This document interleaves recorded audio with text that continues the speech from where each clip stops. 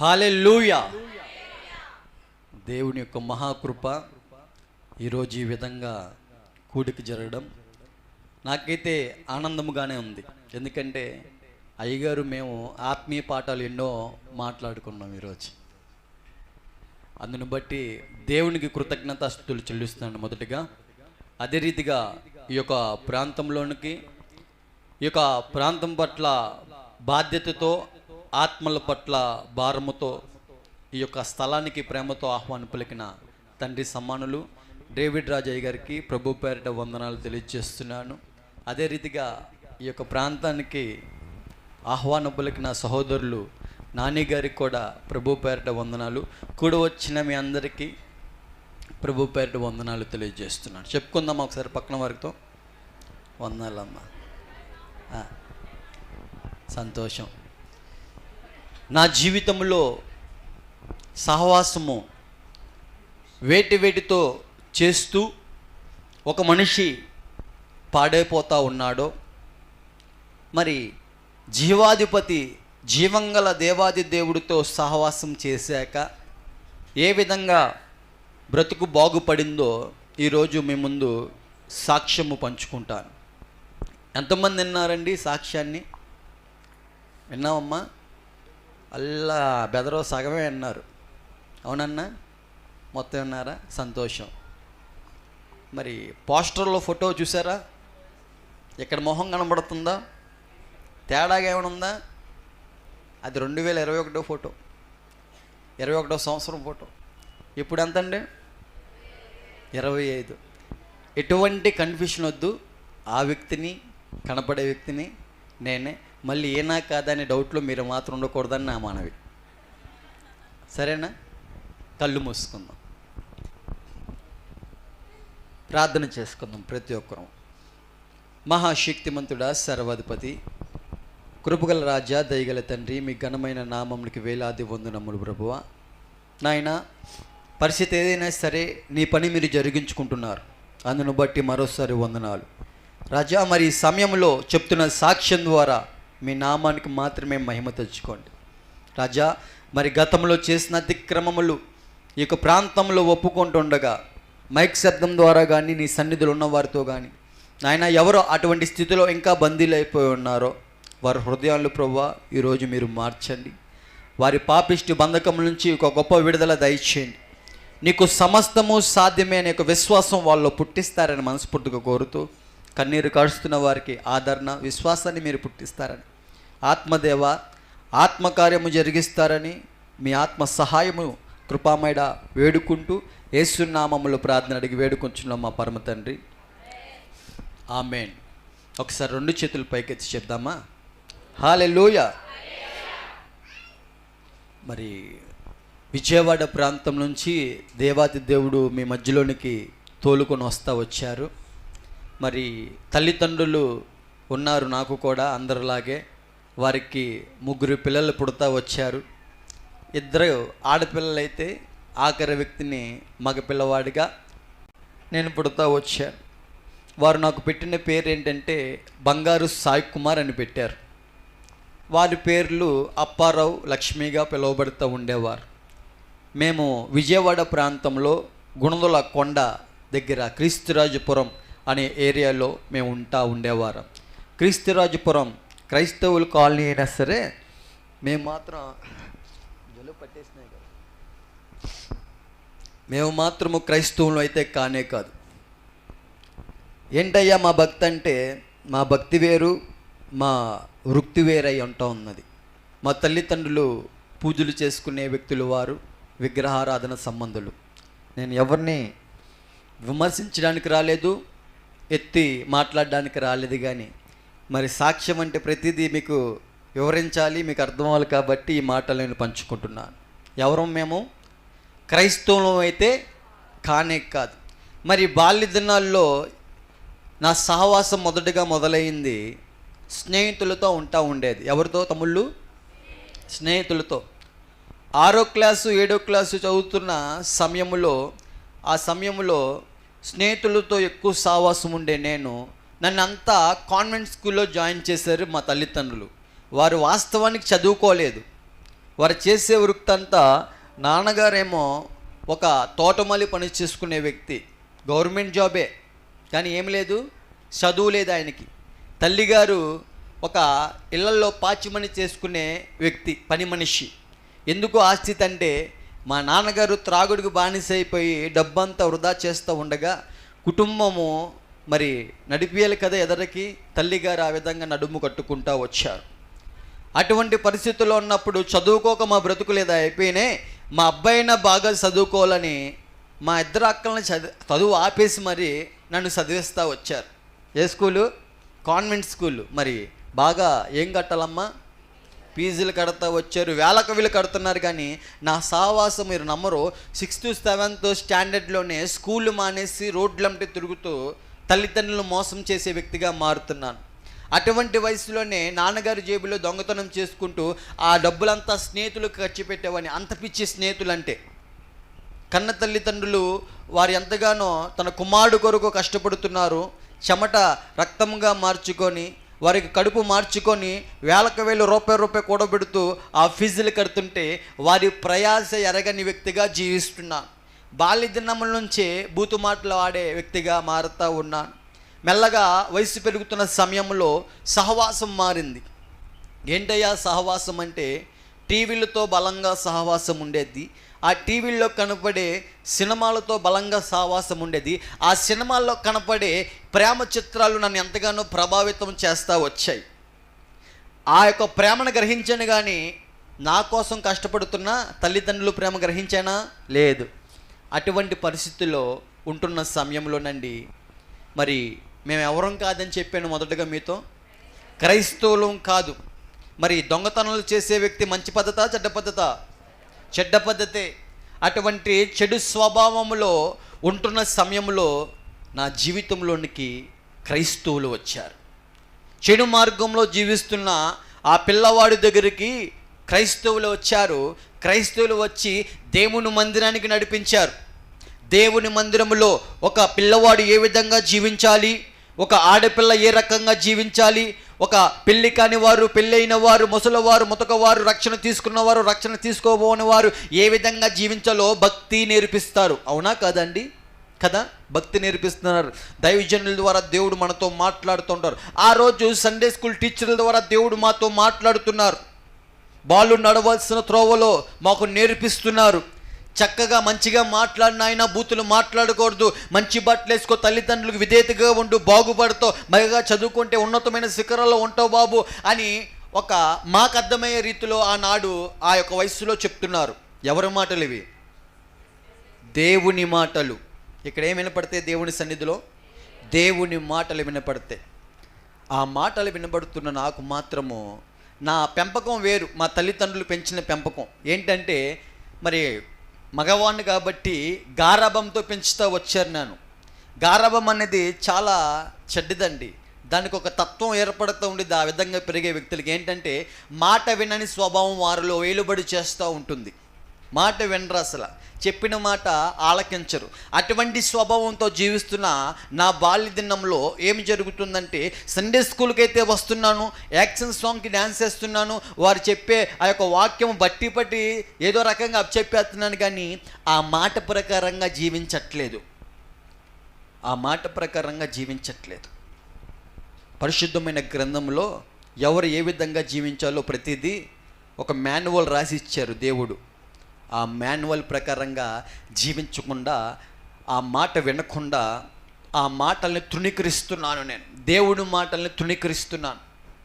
పిల్లవాడా, నీ జీవితం సరిగ్గా లేదు నాయనా, మంచిగా బ్రతుకు అనే ఆ మాటల్ని నేను తృణీకరిస్తూ ఉన్నాను.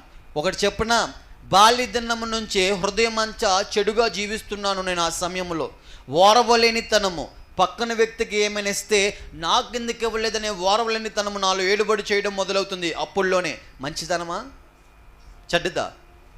మన భాషలో చెప్పండి, ఏమంటారో దాన్ని? కుళ్ళుబోతుతనం అంటారు కదండి. అటువంటి స్వభావంతో జీవిస్తుండగా నాకు గిఫ్ట్ ఇవ్వలేదేంటి సండే స్కూల్ వాళ్ళు అని ఎంత రాయిశ్రేసాను సండే స్కూల్ మీద. మరి దైవజనులకు తగిలిందో, సండే స్కూల్ టీచర్లకు తగిలిందో నాకైతే తెలియదు, కానీ వీపు చూపించాను దేవుని సన్నిధికి. బ్రతుకుని బాగు చేసే దేవుని సన్నిధికి వీపు చూపించి ఈ లోకంలో మరణ ఛాయల వైపు నడక వేయడం మొదలు పెడతా ఉన్నాను. దేవుని సన్నిధికి దేవునికి వీపు చూపించాను. లోకంలో పరిగెడుతూ సహవాసం అంతా మారుతా వచ్చింది. వయసు మెల్లగా పెరుగుతుండగా ఈ సినిమా చిత్రాల ప్రభావితం బాగా అవుతూ ఉన్నాయి కదా. ప్రేమ అంటే అదే కాబోలనుకుంటూ నేను కూడా ఆ టీనేజ్లో ప్రేమ అనే మాటకి తెలియని వయసులో ఈ సినిమాలు చూసి చూసి చూసి ప్రేమ అంటే అదే కాబోలనుకుంటూ నేను కూడా ఒకరిని ప్రేమించడం జరుగుతూ వచ్చింది. వాస్తవానికి అది ప్రేమ కాదు కానీ అట్రాక్షన్ అంటారు. ఎందుకంటే తల్లిదండ్రులు ప్రేమ అర్థం కానీ నాకు ఈ ప్రేమ ఏం అర్థమైద్ది కదండి. సినిమాలు చూసి ఆ విధంగా ప్రభావితం అవుతూ ఉన్నాను. అయితే అటువంటి సన్నివేశంలో జరిగిన సంఘటన ఏంటంటే, ఒకరోజు ఆ సహోదరి అన్నారు, నీవంటే నాకు సరికాదు, నాకు ఇష్టం లేదు అంటా ఉన్నారండి. ఆ మాట ఎక్కువ వినింది ఎక్కడంటే నేను సినిమాల్లోనే. ప్రేమ విఫలమైపోతే అమ్మాయి చీ అంటే ఆ యొక్క యవనస్తుడి యొక్క పరిస్థితి పలుమార్లు చూస్తూ ఉన్నాను కదా. తన హృదయంలో ఏ విధంగా వేదనతో ఒక రకమైన డిప్రెషన్తో కలవరంతో ఉంటాడో చాలా చాలా మార్లు చూస్తూ ఉన్నాను కదా.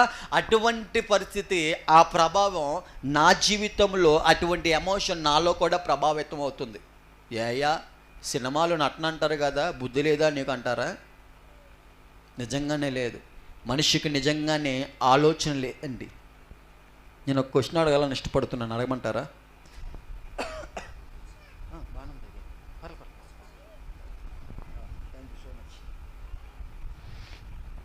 అడగమంటారా అడగొద్దంటారా? మరి సినిమాల్లో చెప్పండి అమ్మా, నటన నిజమంటారా అమ్మా? నిజమే తమ్ముడు, నటన. ఆహా, స్త్రీల సమాజం ఎక్కువ ఉంది కాబట్టి మరో ప్రశ్న అడగమంటారా? కోప్పడకూడదు. సీరియళ్ళు నటన నిజమా? నటనేనా? మరి సీరియల్ చూస్తున్నా ఓ మనిషి, నువ్వు కాదులే ఎవరో, మరి ఇది నటన అయితే వాళ్ళు ఏదో కంటికి గ్లిజరిన్ రాసుకొని సీను పండాలని ఏడిచేస్తుంటే అది చూస్తూ నువ్వెందుకు ఏడుతున్నావు నిజంగా ఏం రాసుకోకుండా? నటన అన్నారు కదండి, గమనించారా?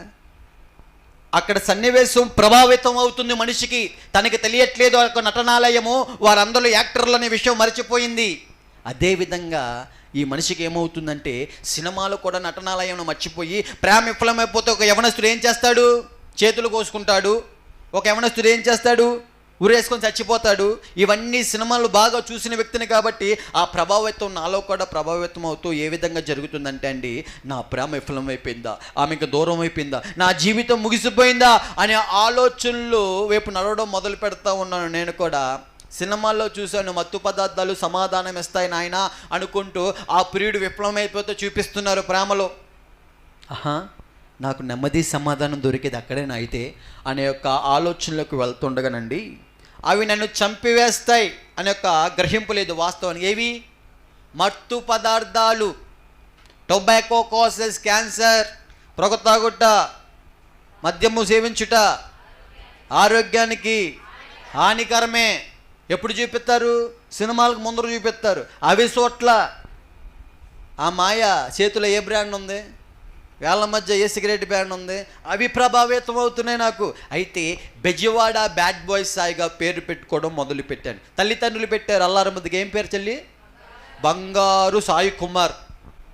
బంగారు సాయి కుమార్ తీసేసి ఆ మధ్యలో సాయి ఒకటి చూడండి, దానికి ఒక తోక పెట్టాను, Bezawada bad boy Sai. Bad boy అంటే మీ ఊర్లో ఏమని పిలుస్తారో?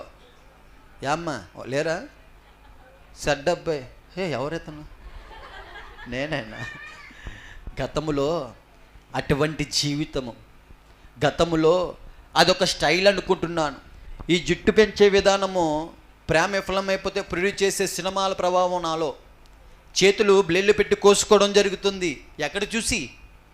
చెప్పండి అమ్మా. అందరూ అనుకుంటున్నారు సినిమాలు ఎంటర్టైన్మెంట్ అంటారు కానీ వాస్తవానికి అపవాది వాడే ఒక బలమైన అస్త్రం అది, తెలుసా? మనకు తెలియకుండానే ఎలాగైతే ఏడిచేస్తున్నామో మనకు తెలియకుండానే ఆ సన్నివేశాలన్నీ మన ఆలోచనలోకి వెళ్తూ పాప మార్గం వైపు నడిపిస్తాయండి వాస్తవం. ఎందుకంటే అనుభవంతో చెప్తున్న మాటలు ఇవి. ఆ రకంగా అలంకరణ మార్చేసి ఈయన మొదలు పెడితే టాటూస్ ఎక్కడ, ఈపు మీద, కాళ్ళ మీద, ఒళ్ళంతా పచ్చబొట్లు వేయించుకోవడం జరుగుతుంది. ఎక్కడ చూసి చెప్పండి? మళ్ళీ సినిమాల ప్రభావం అండి, సినిమాల ప్రభావం. కన్నాలు ప్యాంట్లు వేసుకోవడం జరుగుతుంది. ఎక్కడ చూసి? సినిమాల ప్రభావం. అటువంటి స్థితిలో ఈడపూసలు దుద్దులు కుట్టించుకుంటున్నాను.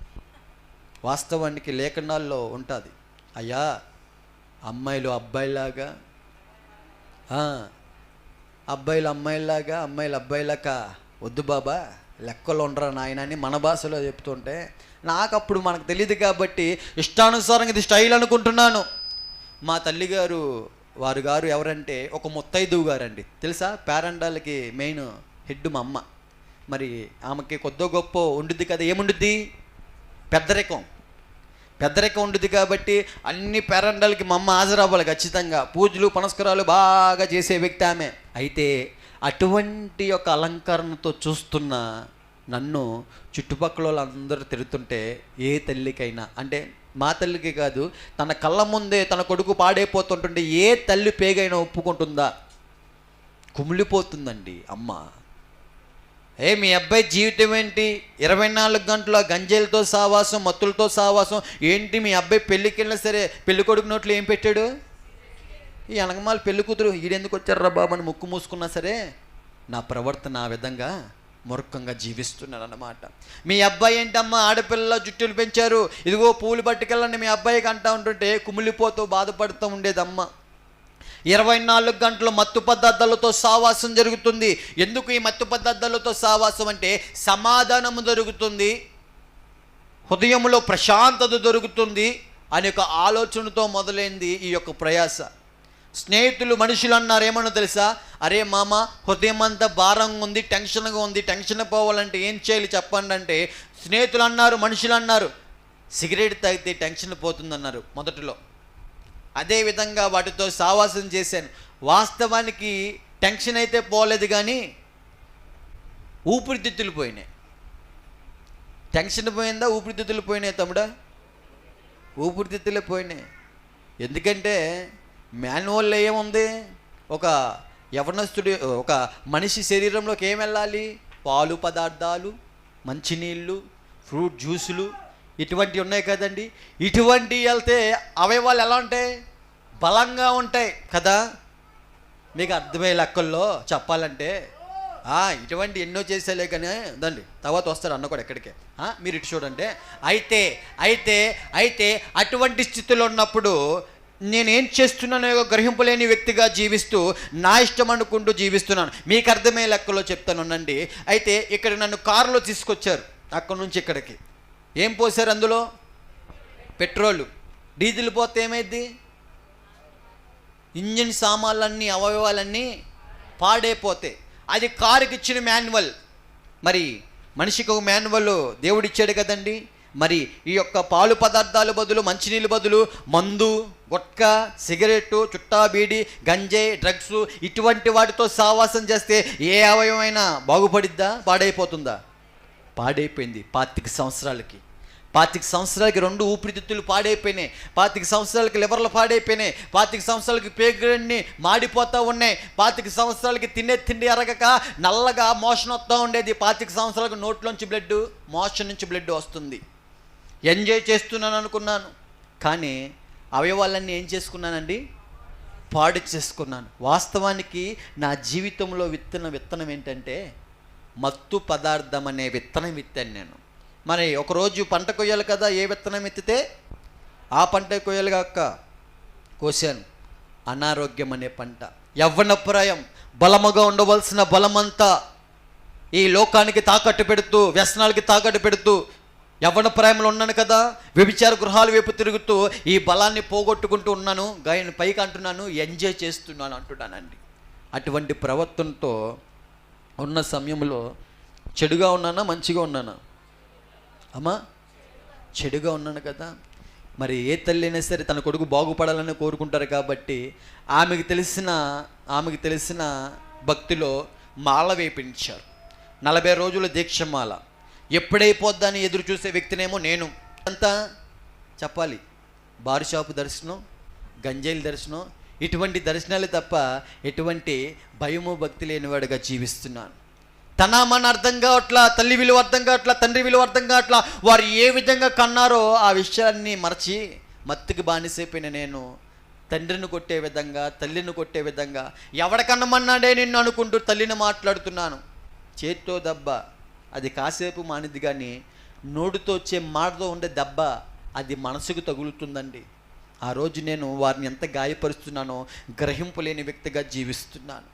మరి డబ్బు కొరకు యవ్వనప్రాయంలో ఉన్నప్పుడు మా స్నేహితులందరూ రౌడీ షీటర్లో, గ్యాంగ్ బ్యాచ్, ఆ శాఖలు ఉన్నాయి కదా, ఆ శాఖలకు సంబంధించిన స్నేహితులతో సహవాసం చేస్తున్నాను. మరి ఇటువంటి యొక్క ప్రవర్తన కలిగితే ఏ పోలీసులైనా మరి ఊరుకుంటారా మేము చేసే అతిక్రమాలకి? ఏమ్మా చెప్పాలి, మీరు మంచి పని చేస్తున్నారా సాయిగా అంటారా? బెండి తీసేస్తున్నారు. మా ట్రీట్మెంట్ ఎలా ఉండేదంటే కంట్లో మిర్చి రసం పిండితో ఉండేవారు. మిర్చి రసం ఎలా ఉండేదమ్మా? చాలా బాగుంటుందా? మంట. కారణము చేసిన అతిక్రమములకు వారు మమ్మల్ని ఏం చేస్తున్నారు? శిక్షిస్తున్నారు. మార్పు చెందాలి మీరు అని శిక్షిస్తున్నారు. కానీ మాలో మూర్ఖత్వం పెరుగుతూ ఉంది. చుట్టూరు స్నేహితులు ఎక్కడికి వెళ్ళినా సలాం కొడుతున్నారు కదా, ఒక అహంకారం, ఒక గర్వం ఏలుబడి చేయడం మొదలవుతోంది. ఈజీ మనీకి అలవాటు పడిపోయి దూర ప్రాంతాల నుంచి గంజే తరలిస్తూ అనేక మంది యవనస్తులకు అలవాటు చేయడము, ఆడపిల్లలకు అలవాటు చేసి వాళ్ళ జీవితాలు, వాళ్ళ శరీరాలని పాడు చేసే వ్యక్తులుగా మారిపోతూ వచ్చాం. 24 గంటలు దేనితో?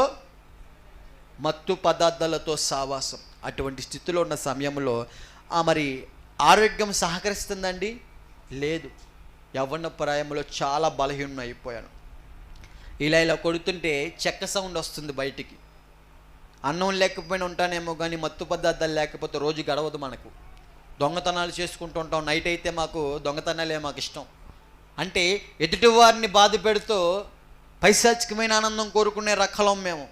ఆ రకంగా జీవిస్తున్న సమయంలో అమ్మగారు ఎంతో కన్నీరు మున్నీరుతో అంటున్నారు, నీ మీద ఎన్నో ఆశలు పెట్టుకుంటూ మేము జీవిస్తున్నాం నాయన, కానీ మా ముందు నువ్వు ఈ విధంగా పాడైపోతుంటే మేము తట్టుకోలేకపోతున్నాం. దయచేసి విజయవాడ ప్రాంతం విడిచిపెట్టి కొద్ది రోజులు ఎక్కడుండయా? ఎక్కడ? వైజాగ్ దగ్గర కసింకోట అనే ఊర్లో అమ్మమ్మ దగ్గర కాసేపు ఉండరా నాయన, నిన్ను మేము తట్టుకోలేకపోతున్నాం అనుకుంటూ అమ్మ వాళ్ళు అక్కడికి పంపించారు. నేను కూడా వెళ్ళడం జరుగుతూ వచ్చింది. ఆ ప్రాంతంలో ఎవరి అమ్మమ్మ గారంటే ఒక క్రైస్తవురాలు, నమ్మి బాప్తిసం పొందుకున్న వ్యక్తి. అది కాక తన కుటుంబం కొరకు, మరి ముఖ్యంగా పాడైపోతున్న తన మనవడ కొరకు ఎంతగానో విజ్ఞాపన చేస్తున్న విజ్ఞాపనరాలు. ఆ యొక్క బంధుప్రియులు అందరూ అంటున్నారు, వాడు బతికేమవుదో మారదు, వాడు ఆ యొక్క మత్తు పదార్థాలతోనే చచ్చిపోతాడు. ఏంటమ్మా మంచి చెప్పినా సరే మీ అబ్బాయికి అసలు ఏం ఎక్కదేంటి? ఓ నోరు తెరితే బూతులతో మాట్లాడతాడు. నిజమే, అటువంటి ప్రవర్తనే. అమ్మ నాన్నే మాట ఆలకించను, నువ్వెవరు నాకు చెప్పేది అనుకుంటూ వారి మీద తిరగబడే ప్రవర్తన. అమ్మమ్మ ఏం చేస్తున్నారండి? ప్రార్థన చేస్తున్నారు. ప్రార్థన చేస్తున్నారు.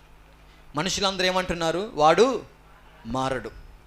ఆమె పరిస్థితులు వైపు చూడాల, ఆమె మనుషుల మాటలు పట్టించుకోవాలా, ఆ సజీవుడి వైపు చూస్తూ ఆయన ఏదైనా చేయగలడు, ఎటువంటి వాడినైనా సరే మోకాళ్ళ దండ ఏపించగలడని విశ్వాసంతో ప్రార్థన చేశారు. ఆ ప్రార్థనకు ఫలితమే ఈరోజు సజీవ సాక్షిగా దేవుడు మీ ముందు నిలబెట్టారు. హల్లెలూయా! చప్పలు కొడదాం దేవునికి ఒకసారి.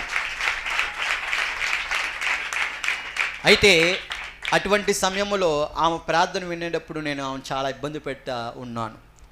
మరి ఏ ప్రాంతంకి వెళ్ళినా అనేక మంది స్నేహితులు కాబట్టి అటువంటి పరిస్థితిలో చెడు మార్గంలో నేను నాశనం అయిపోతుండగా మళ్ళీ ఆ చెడిపోతున్న మనిషి దగ్గరికి ఎవరు వచ్చారో చెప్పనా?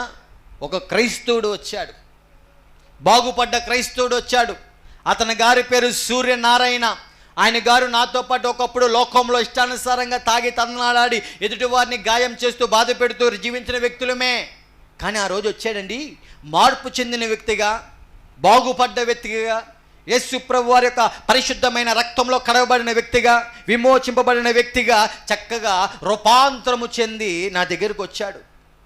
వచ్చి అతగాడు అంటాడు, క్రైస్తవుడు, సాయి, జీవితం అంటే మత్తు అనుకున్నాం మనం, జీవితం అంటే అమ్మాయిలు అనుకున్నాం, మత్తులో ఆనందం ఉంది అనుకుంటున్నాం, డబ్బులో ఆనందం ఉంది అనుకుంటున్నాం, మందులో ఆనందం ఉంది అనుకుంటున్నాం, లేకపోతే వ్యభిచార గృహాల్లో ఆనందం ఉంది అనుకుంటున్నాం. కానీ అవన్నీ మనల్ని నాశనం చేస్తున్నాయిరా. నా జీవితము యేసు ప్రభు వారు బాగు చేశారు. నా జీవితాన్ని బాగు చేసిన దేవుడు నీ జీవితాన్ని కూడా బాగు చేస్తాడు. ఒక్క అవకాశం ఇస్తావా అని అడుగుతున్నాడండి దేవుడు. క్షమించాలి, దేవుడు నా స్నేహితుడి ద్వారా అడుగుతున్నాడు. కానీ ఆ స్వరాన్ని నేను గమనించే వ్యక్తిగా లేను. కారణం మేమెవరం? క్రైస్తవులం కాదు. తనతో నేను అంటున్నాను, ఒరే నేను చేసే భక్తి ఏంటి, నా భక్తి విధానం ఏంటి, నీకు అన్నీ బాగా తెలుసు కదా. నేను సోమవారం వస్తే ఎక్కడికి పరిగెడతాను రా? నీకు తెలుసు కదా అన్నీ. నా పొట్ట మీద ఏ పచ్చబొట్టు చూసావు, అన్నీ చూసినావు కదా. నా మెడ మీద ఏ పచ్చబొట్టు చూసావు, అన్నీ చూసినావు కదా. ఏంటి, ఏ విధంగా అనిపిస్తుంది నన్ను అంటున్నాను. అంటే నేను చేసే భక్తి వేరండి. మళ్ళీ చెప్తున్నాను, ఎవరిని విమర్శించడానికి రాలేదు తల్లులారా, మీకు అర్థమయ్యే లెక్కల్లో చెప్తానుండండి. మన యూట్యూబ్లో మొన్నటి వరకు ఒక అఘోరి గారిని చూసారా మీరు? కారులో తిరిగారు, తలకాయలు భలే ఊపుతున్నారు. ఆమెను ఏమనట్లేదు నేను, ఆమె యొక్క అలంకరణ గమనించారా? సేమ్ యాస్టిస్గా నడినెత్తి నుంచి అరికాలు వరకు అటువంటి అలంకారంతో నేను జీవిస్తూ శివనామ స్మరణం ధ్యానిస్తూ ఒక అఘోరాగా నేను కూడా ఆ విధంగా గెటప్ వేసుకుంటూ ఉండేవాడిని. ఆ విధంగా స్థానాలకు వెళ్తూ ఉండేవాడిని. శివరాత్రి రోజు నారాత్రిలా ఫీల్ అయిపోతూ ఉండేవాడిని. ఎవరైనా తుమ్ములు వచ్చినప్పుడు హచ్చు అమ్మ అంటారో, నేనేమో శివనామ స్మరణం ఆడుతూ ఉండేవాడిని అన్నమాట. ఆ రకమైన భక్తి చేస్తూ అటువంటి అలంకరణ జీవిస్తూ ఉండే నేను, ఒక క్రైస్తవుడు వచ్చి యేసుప్రభు వారి గురించి చెప్తుంటే నాకు నచ్చట్లేదు. నీ దేవుడు నీ గొప్ప అయితే నా దేవుడు నా గొప్పరా, ఎవడు చెప్తున్నావు నువ్వు నీతి కబూర్లంతా? నువ్వు ఏ విధంగా మాతో జీవించావో మాకు తెలియదా, నువ్వు ఎలాంటోడుగో మాకు తెలియదా అనుకుంటూ అంటున్నానైతే ఆ యొక్క పాతని ఎత్తుతున్నాను తప్ప నా దగ్గర కనపడుతున్న నూతనమైన స్వభావాన్ని గమనించట్లేదు. తన యొక్క పరిస్థితి, తన బ్రతుకు అంతా మార్పు చెందింది. బంధుప్రియులు అందరూ అంటున్నారు, అయ్యా నీతో పాటు తాగినోడు తనలాడిన వ్యక్తి జీవితం చూడు ఏ విధంగా బాగుపడిందో మేము చూస్తున్నాం. తన మాట తీరు మారింది, తన చూపు మారింది, తన కోపం లేదు. ఇంకా ఆ జీవితాన్ని యేసుప్రభు వారు బాగు చేశారు. వెళ్ళరా, వెళ్ళు, వాడితో పాటు దేవుని సన్నిధిలో కూర్చో, నీ జీవితాన్ని కూడా బాగు చేస్తాడు అని బంధువుల ద్వారా దేవుడు మాట్లాడుతున్నారు. దేవుడు తలుచుకుంటే గాడితో కూడా ఏం చేస్తారండి? మాట్లాడిస్తారు. ఆయన శక్తి అంత గొప్పది.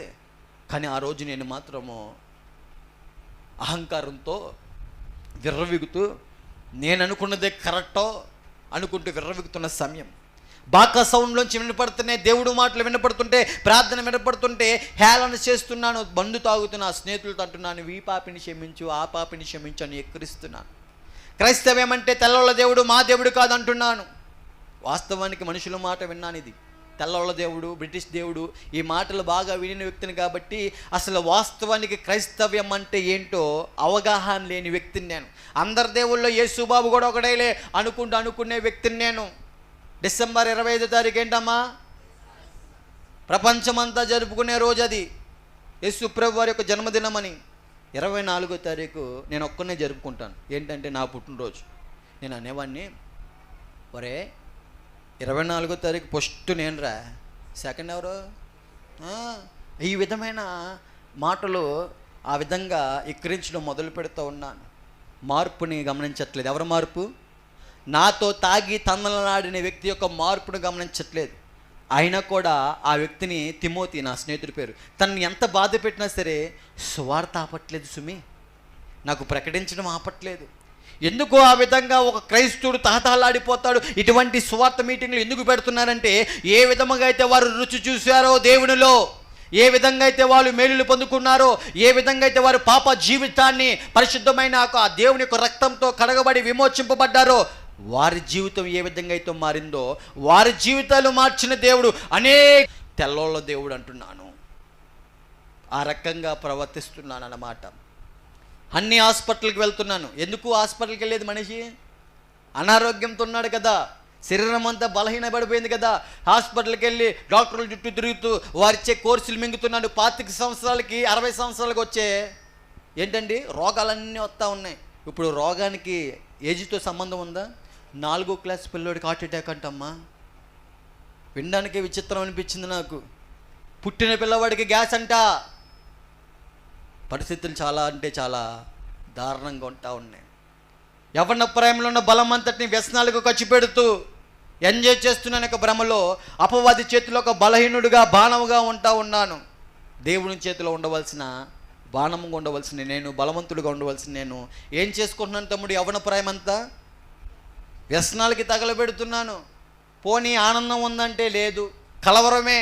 అర్ధరాత్రి అయితే నిద్ర వచ్చేది కాదు, నిద్రను కొనుక్కుంటున్నాను మత్తుతో. నిద్ర వచ్చేది కాదు, తినే తిండి అరిగేది కాదు. ఆ విధంగా నెమ్మది లేని వ్యక్తిగా జీవిస్తున్న సమయం, అన్ని దారులు ముగిసిపోయినాయి, అన్ని కోర్సులు మింగుతున్నాను, 10 రోజులు మింగుతున్నాను, 11వ రోజు మళ్ళీ యథావిధి మత్తు పదార్థాలతోనే సావాసం చేస్తున్నాను.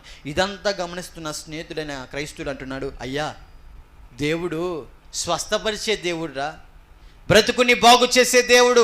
నీవు అనుకున్నట్టు మతాలు మార్చడానికి రాలేదైనా, మతాలు స్థాపించడానికి రాలేదు, పాడైపోయిన జీవితాన్ని బాగు చేయడానికి వచ్చిన లోకరక్షకుడై ఉన్నాడు. నీతో పాటు తిరిగి తనలాడిన నా జీవితాన్ని బాగు చేసిన దేవుడు నీ జీవితాన్ని బాగు చేయడానికి సిద్ధంగా ఉన్నాడు. తాయి నా మాటనరా అని అంటుంటే, స్వార్థముతో ఆరోగ్యం వచ్చేలేని ఆలోచనతో ఎక్కడైతే అనుకుంటూ దేవుని యొక్క మందిరానికి వెళ్ళడం ప్రారంభిస్తూ ఉన్నాను. ఆ రోజు దైవజనులు చేస్తున్నారండి ప్రార్థన.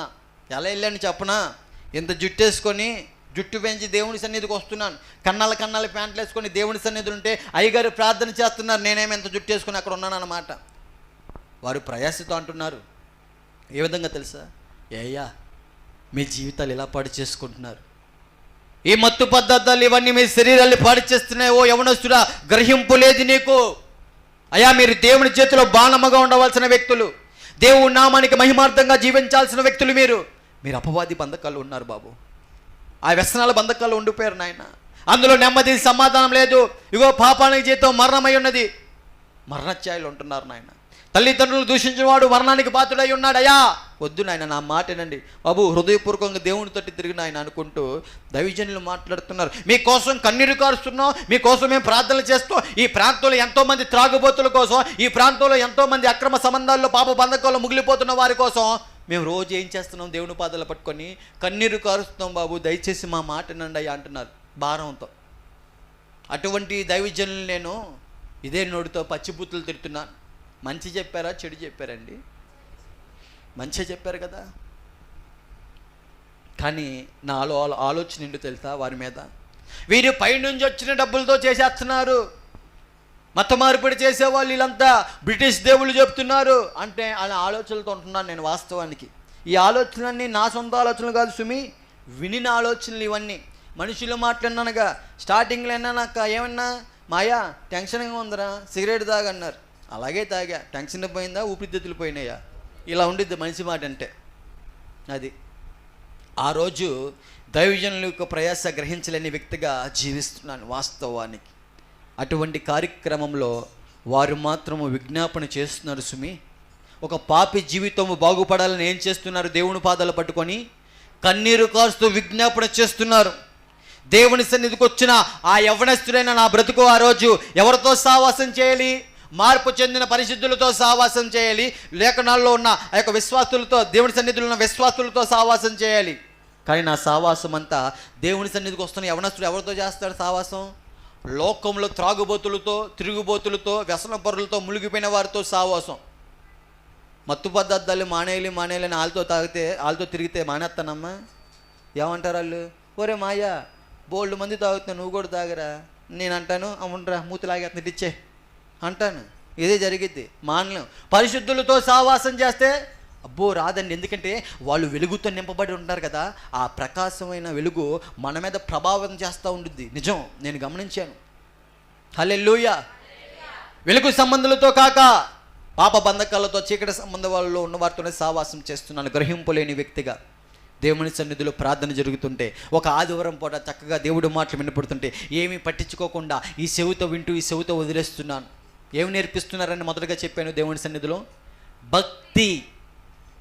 ఒక మనిషి ఏ విధంగా జీవించాలి, ఏ విధంగా జీవించకూడదు, జీవిస్తే ఏ విధమైన ఆశీర్వాదాలు కోల్పోతాం, దేవుడికి నచ్చిన విధానంగా జీవిస్తే ఏ విధమైన ఆశీర్వాదాలు పొందుకుంటాం, హృదయంలో ఎంత నెమ్మది వస్తుందని దైవజనుల ద్వారా దేవుడు మనతో మాట్లాడుతూ ఒక సరైన మార్గంలో, సత్య మార్గంలో దేవుడు నడిపిస్తూ ఉంటుండగా ఆ మాటలు ఏమి వినకుండా ఫోన్ నొక్కుంటున్నాను దేవుని సన్నిధిలో. ఏం చేస్తున్నాను? అల్ల మా ఓన్ నొక్కుతున్నట్టు ఫోన్ నొక్కుతూ దేవుడి మాటలు వినట్లేదు అన్నమాట. ఇటు చూడండి. దేవుడి మాటలు వినకుండా ఆ రకంగా జీవిస్తూ, దేనితో సావాసం? ఫేస్బుక్లతో, ఇన్స్టాగ్రాములతో, టిక్టాక్లతో. ఇవన్నీ ఎక్కడికి నడిపిస్తాయి తప్పన డాంబికమైన జీవితంలోకి నడిపిస్తాయి. లైకుల కోసం, కామెంట్ల కోసం పిచ్చకపోతున్నా. అటువంటి డ్యాన్సులు, బొక్కల ప్యాంట్లు వేసుకొని ఏం తింటున్నానమ్మా? అన్నం తింటున్నానా? ఇట్లు తినేస్తున్నాను నేను. ఆ విధంగా జీవిస్తూ నా ఇష్టము నా జీవితం అనే మూర్ఖమైన స్వభావంలో నడుస్తూ నన్ను నేను నాశనం చేసుకుంటున్నాను, ఇతరులకి నాశనం చేస్తున్నాను. ఆ రోజు జరిగిన సంఘటన ఏంటో తెలుసండి.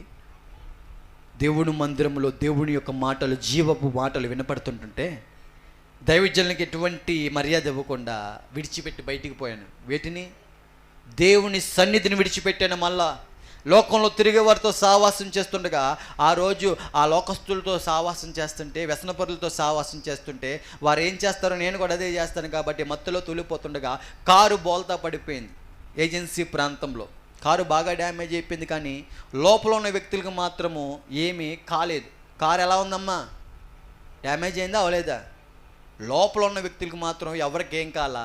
పైగా నేనంటున్నాను, బతికి పట్టకడ్డామని అన్నట్లా, ఇదంతా నా అదృష్టమై ఉన్నది అంటున్నాను, ఇదంతా నా లక్ అయి ఉన్నది అంటున్నాను, ఇదంతా నా యొక్క స్థితి, నా సుడి అంటున్నాను నేను గర్వపు ఆలోచనలతో. అదే ఫోటో తీసుకెళ్ళి ఆ స్నేహితుడైన క్రైస్తవుడు ఉన్నాడు చూసారా, ఎవరు, తిమోతి, అతగాడికి చూపిస్తుంటే ఆయన అంటాడు, నేను అంటున్నాను అప్పుడు కూడా లక్క హే మన లక్క అంటుంటే అతగాడు అంటాడు, క్రైస్తవుడు, ఒరే బాబు, ఒరే యవనస్తుడా, నువ్వు ఇంకా సజీవ లెక్కల్లో ఉన్నంటే లెక్క కాదురా నాయనా, దేవుని కృప ఉన్నది, ఆ కృప గమనించు. అయ్యా దేవుడు కృప ఉన్నది సాయి. సాయి నీ వెనక మళ్ళా స్థానిక దైవజనులు చేస్తున్న ప్రార్థన కంచా రక్షణగా ఉంది. నీ వెనక మళ్ళా నీ కుటుంబంలో మీ అమ్మమ్మ గారు చేస్తున్న ప్రార్థన రక్షణ కంచిగా ఉంది. వారు మన కోసం మొరపెడుతున్నారు. అయ్యా ఎంతోమంది యవనస్తులు రాలిపోతున్నారు, పెట్టలు రాలిపోతున్నట్టు రాలిపోతున్నారు. ఎంతోమంది మన స్నేహితులు బైకులు యాక్సిడెంట్లో చచ్చిపోతున్నారు. ఎంతోమంది యవనస్తులు ఈరోజు కనపట్ల రేపు కనపడినోళ్ళు. అయ్యా నువ్వు ఇంకా సజీవ లెక్కలో అంటే దేవుడు అవకాశం ఇస్తున్నాడు. దీపం ఉన్నప్పుడు ఇంటిని చక్కబెట్టుకోమంటున్నాడు. అయ్యా నా మాటినరా, నా మాటినరా. నువ్వు ఈ విధంగా పాడేప్పుడు నాకు ఇష్టం లేస్తాయి. నిజమైన ఆనందం దేవుళ్ళలో ఉంది. నేను రుచి చూసి చెప్తున్నాను మామ అంటుంటే ఆ మాటలన్నీ నాకు ఎక్కట్లేదు. ఎందుకో తెలుసా, ఎంతసేపు మందంతా చీకటి బతికే తప్ప వెలుగు సంబంధుల వైపు రావట్లేదు, ఆ గుంపులోకి చేరట్లేదు. నేను ప్రతి ఆదివారం దేవుడి సన్నిధికి వస్తున్నాను ర్యాష్ డ్రైవింగ్ చేస్తూ. అటువంటి డ్రైవింగ్లు అండి. మొహానికి ఏం లేదు చెప్పండి, మళ్ళీ లైసెన్స్ లేదు, బాగా కనెక్ట్ అవుతున్నారు అందరూ, మంచిదే. ఏం లేదండి, ప్రభుత్వాల యొక్క రూల్స్ని పాటించట్లా, స్టైల్ అంటున్నాను. కళ్ళ ముందే నా స్నేహితులు అనేక మంది ఉన్నారు కాబట్టి బైక్ యాక్సిడెంట్లో తలకే పగిలిపోయి ఈ యొక్క ఏమంటారండి బుర్రలో ఉండిద్ది బ్రెయిన్, అది బయటకు వచ్చి నేల మీద పడి ఈ కళ్ళతో చూసినా సరే సిగ్గైతే రావట్లేదు నాకు. వాళ్ళ శవాల మీద పడి వాళ్ళ తల్లిదండ్రులు ఏడుస్తున్నారు అయ్యో అయ్యో అనుకుంటూ. మాకు కూడా అయ్యో అంటున్నాం, కానీ అరే వాడు జీవించే విధంగా మనమో జీవిస్తున్నాం కదా, మనం మార్పు చెందుదాం అనే ఒక ఆలోచన లేని వ్యక్తిగా జీవిస్తూ నా ఇష్టం అనుకుంటున్నాను. ఈ గర్వం ఎక్కడ నడిపిస్తూ ఉందంటే అండి, దేవుని సన్నిధిలో 2 పడవల మీద కాలేసే వ్యక్తిగా దేవుని సన్నిధికి వైట్ షర్ట్ వేసుకొని వచ్చేస్తున్నాను, కానీ హృదయము మార్పు చెందట్లేదు. దైవజనుల ద్వారా దేవుడు మాట్లాడుతున్నారు, గ్రహించే ఆలోచన లేదు. ఈ చెవితో వింటున్నాను, ఈ చెవితో వదిలేస్తున్నాను. ఈ చెవితో వినిన వాక్యం ఎక్కడ పెట్టుకోవాలి, హృదయం అనే పలక మీద. నేనేం చేస్తున్నాను, ఈ చెవితో ఇలా వదిలేస్తున్నాను. ఓ యవనస్తుడా, నీ యొక్క బలము స్త్రీలకు ఇవ్వమాక అనే లేఖనాలు వినపడుతుంటే నేను ఎంతసేపు వ్యభిచార గృహాలు వైపు తిరుగుతాను. అక్కడ ఒక అడిగేస్తున్నాను, ఆదివారం వస్తే ఇక్కడికి వచ్చేస్తున్నానండి. యేసయ్య అనే నామాన్ని ఉచ్చరిస్తున్నారు, అందరూ పరిశుద్ధమైన నామాన్ని ఉచ్చరిస్తున్నారు, గొప్పగా అందరూ ఆత్మలో పరవశిస్తూ ఆరాధన చేస్తుంటే నేను కూడా గుంపులో ఒకటిగా నేను కూడా ఆరాధించేస్తున్నాను. దేనితో, పెదాలతో మాత్రమే, హృదయపూర్వకంగా అయితే కానే కాదు. యేసయ్య అనే నామములో ఆ నామములో ఉన్న బలం ఏదైతే ఉందో ఆ బలాన్ని గ్రహించే వ్యక్తిగా లేను నేను. 2 పడవల మీద కాలేసే వ్యక్తిగా, అటుపక్క సోషల్ మీడియా అంటున్నాను, అటుపక్క చాటింగ్లు అంటున్నాను, మళ్ళీ దేవుని సన్నిధిలో ఏమి అరగా అయ్యగారు మా కోసం ప్రార్థన చేయండి బాబా అని వీరి దగ్గర వంగిపోవడం, 4 గోళ్ళ మధ్య పాపపు క్రియలు చేస్తూ ఉంటూ నన్నెవరు చూస్తున్నారులే అనుకుంటూ విర్రవిగుతూ జీవిస్తూ ఒక రకమైన వేషధారణ బతుకండి. అటువంటి జీవితం ఎక్కడ, దేవుని సన్నిధిలో. యేసయ్య నామాన్ని ఉచ్చరిస్తున్నాను, మళ్ళీ ఇదే నోటితో బూతులు మాట్లాడుతున్నాను. యేసయ్య అనే నామాన్ని ఉచ్చరిస్తున్నాను, మళ్ళీ ఇదే నోటితో ఏం చేస్తున్నాను తెలుసా, అపవిత్రమైన పనులన్నీ చేస్తున్నాను. అయ్యగారు మా కోసం ప్రార్థన చేయండి అంటున్నాను. వారు బాధ్యత కలిగి ప్రార్థన చేస్తున్నారు, కానీ వినబడవలసిన స్వరం ఎవరిది, నా స్వరం వినపట్ల. దేవుడితో సావాసం లేదు, దేవుడి మీద ఆధారపడడం లేదు, స్వార్థపూర్తికంగా ఏదో జరిగిపోవాలనే ఆలోచనతో వస్తున్నాను, కానీ విశ్వాసంతో దేవుని తోటి తిరగట్లేదండి. దేవుడు ఎంత గొప్పవాడంటే వారి కన్నీరు, వారి యొక్క ప్రార్థన ఆలకించి వారు చేసిన ప్రార్థన ద్వారా స్వస్థత వచ్చింది. చక్కగా స్వస్థత వచ్చే ఆ బలం వస్తే నేనేం చేస్తున్నానో తెలుసా? కృతజ్ఞత లేనివాడిగా, దేవునికి కృతజ్ఞత లేనివాడిగా, సంఘమునకు కృతజ్ఞత లేనివాడిగా, మరి ముఖ్యంగా దైవజనులకి కృతజ్ఞత లేనివాడిగా ప్రవర్తిస్తూ, అయ్యగారు మరి వెళ్ళొస్తాననుకుంటూ అవసరం తీర్చుకొని వదిలేస్తారు చూడండి. అటువంటి ప్రవర్తనతో మళ్ళీ దేవుని మాటకి వీపు చూపించి, దేవుని యొక్క సన్నిధికి వీపు చూపించి, దైవజనులు ఎంతో కన్నీరు కార్చి ప్రార్థన చేసిన వారి మాట లెక్క చేయకుండా నేను మళ్ళీ లోకంలో పడి తిరుగుతున్నాను అన్నమాట. ఆ విధంగా దేవుడిచ్చిన వలాన్ని మళ్ళీ లోకానికి తాకట్టు పెడుతున్నాను. ఒక నిర్ణయం తీసుకుంటూ నా సొంతగా నేను ఒక ఆరాధన స్టార్ట్ చేశాను. ఏంటయ్యా ఆరాధన అంటే, నేను స్నానం చేస్తాను, నేను 2 నిమిషాలు ప్రార్థన చేసుకుంటాను, ఇదే భక్తి తప్ప నేను ఏ మందిరానికి వెళ్ళనని నా సొంతగా చేస్తున్నాను. ఇటువంటి భక్తి అండి ఇది. భక్తి ఎక్కడ నేర్చుకుంటాం మనం? దేవుని సన్నిధిలో. దేవుని సన్నిధికి రావట్లేదు నేను, దేవుని సన్నిధికి విలువ ఇవ్వట్లేదు నేను, దేవుని సన్నిధికి క్రమంగా రావట్లేదు నేను. 8:30కైతే లేకపోతే 7ంటికైతే మందంతా 9ంటికి వచ్చే బ్యాచ్. ఆఖరిగా ముందు అరగంట ముందు ఆమెను చెప్తారు చూడండి, ఆ ఆమెను అరగంట ముందు వచ్చేసి అమ్మయ్య వచ్చేసాం దేవుని సన్నిధికి అంటుకుంటున్నాను తప్ప అక్కడ వినపడుతున్న వాక్యానికి ఏమి ఇవ్వట్లేదు. వీరు మాత్రం దైవజనులు ప్రయాసతో, అయ్యా చెవి గలవాడు విన్నుగాక, దేవుడు మీతోనే మాట్లాడుతున్నాడు ఈరోజు, దేవుడు మాటకు లోబడండి, ఓ కుమారుడా నా ఉపదేశం ఆలకించుము అని దైవజనుల ద్వారా ఎన్ని మార్లు దేవుడు పలికినా సరే ఆ మాటలు ఆలకించట్లేదు. సొంత ఏంటి, స్నానం చేస్తాను, ప్రార్థన చేస్తాను అనే ఒక ఆలోచనలోకి వెళ్ళిపోయాను. వాస్తవానికి దేవునికి వీపు చూపించింది కారణం ఏంటంటే, అపవిత్ర స్థలాలకు వెళ్ళడానికి, అక్రమ సంబంధాలు పెట్టుకోవడానికి, పరాయవాని యొక్క భార్య మీద ఆశలు, పరాయవాని యొక్క భార్యని ప్రేమించడాలు. దేవుడు లేఖనాలు వినపడుతున్నా సరే ఆలకించే రకమైతే కదా. అయ్యా పరాయవాని యొక్క భార్యను నువ్వు ఆశిస్తే ఆ మార్గం నేను నాశనానికి దారితీస్తుందిరా నాయన అనే మాటలు వినపడుతున్నా సరే మనకు కాదులే అనుకుంటూ దులిపేసుకుంటూ ఇష్టానుసారంగా జీవిస్తున్నాను. నేను ట్రయాంగిల్ లవ్ స్టోరీలు నడిపిస్తున్నాను. ఆ విధంగా ఇద్దరు ప్రేమికులుండే మధ్యలో 3వ వ్యక్తిగా ఎంజాయ్ చేస్తున్నాను అనుకుంటూ భ్రమలో జీవిస్తున్నాను. దేవుడిచ్చిన బలాన్ని మళ్ళీ ఏం చేస్తున్నాను, ఈ లోకానికి, ఈ లోక వ్యసనాలకి ఏమైతే నన్ను పాడి చేస్తా వచ్చాయో అదే వ్యసనాల దగ్గరికి, అదే వాంతి దగ్గరికి, కుక్క ఏ విధంగా అయితే కక్కిన వాంతి దగ్గరికి పరిగెడుతుందో అదే విధంగా మళ్ళీ వెనక్కి తిరగడం మొదలు పెడుతున్నాను. భక్తి చేస్తున్నాను. ఏంటి ఆ భక్తి? స్నానం చేయడం, 2 నిమిషాలు ప్రార్థన చేయడం, మళ్ళీ ఊరిమెత్తి తిరగడం, మళ్ళీ స్నానం చేస్తున్నాను, మళ్ళీ 2 నిమిషాలు ప్రార్థన అంటున్నాను, మళ్ళీ ఊరిమెత్తి తిరుగుతున్నాను. ఆదివారం వస్తే మాత్రం ఎక్కడికి రావటం, మళ్ళా దేవుని సన్నిధికి రావట్లేదు. అటువంటి పరిస్థితుల్లో కూడా ఒక సహోదరుడు వచ్చాడు, ఎవరో కాదు ఒక క్రైస్తవుడు. ఎవరొచ్చారు? మళ్ళీ చెడు ప్రవర్తనలో జీవిస్తుంటే, భక్తిహీనతలు ఉంటుంటే ఎవరొచ్చారు? క్రైస్తవుడిని ప్రేరేపించిన దేవుడు వచ్చాడు మళ్ళీ ఆ బిడ్డ ద్వారా. ఆ బిడ్డ ద్వారా అంటున్నారు మళ్ళీ, అయ్యా నా మాట విను, నువ్వు చేసే భక్తి కాదు నాయన, ఈ భక్తి మెచ్చడు దేవుడు, దయచేసి పూర్ణ హృదయంతో ఆయన తట్టు తిరుగు అని ఆహ్వానం పలుకుతున్నారు వారి యొక్క మందిరానికి.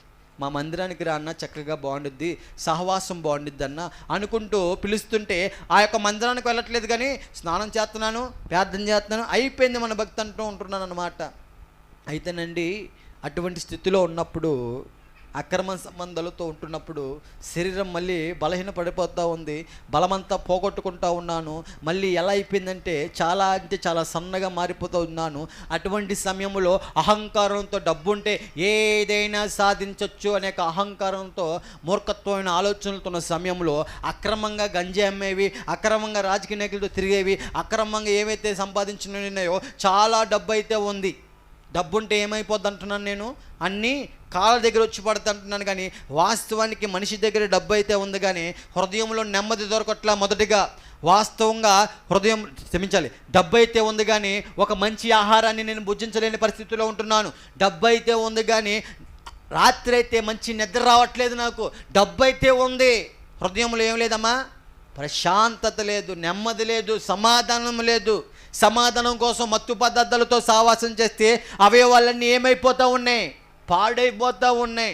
అటువంటి పరిస్థితుల్లో డబ్బు అని విర్రవెగుతూ ధనాపేక్ష వైపు వెళ్తూ ఉన్నాను కదా, అవి నన్ను కీడు వైపు నడిపిస్తున్నాయే అనే ఒక ఆలోచన లేదు. సమస్త కీడుకి ఏంటమ్మా? ధనాపేక్ష మూలమై ఉన్నది. ఆలోచించట్లేదు నేను. ఇదంతా నేను ఎంజాయ్ చేస్తున్నాను అనుకున్నాను, కానీ వాస్తవానికి నా పరిస్థితి అంటే చాలా దరిద్రంగా మారిపోతూ వచ్చింది. సెకండ్ లాక్డౌన్ రానే వచ్చింది 2021 మే 10వ తారీఖు. ఉన్న డబ్బు కూడా అయిపోతూ ఉంది.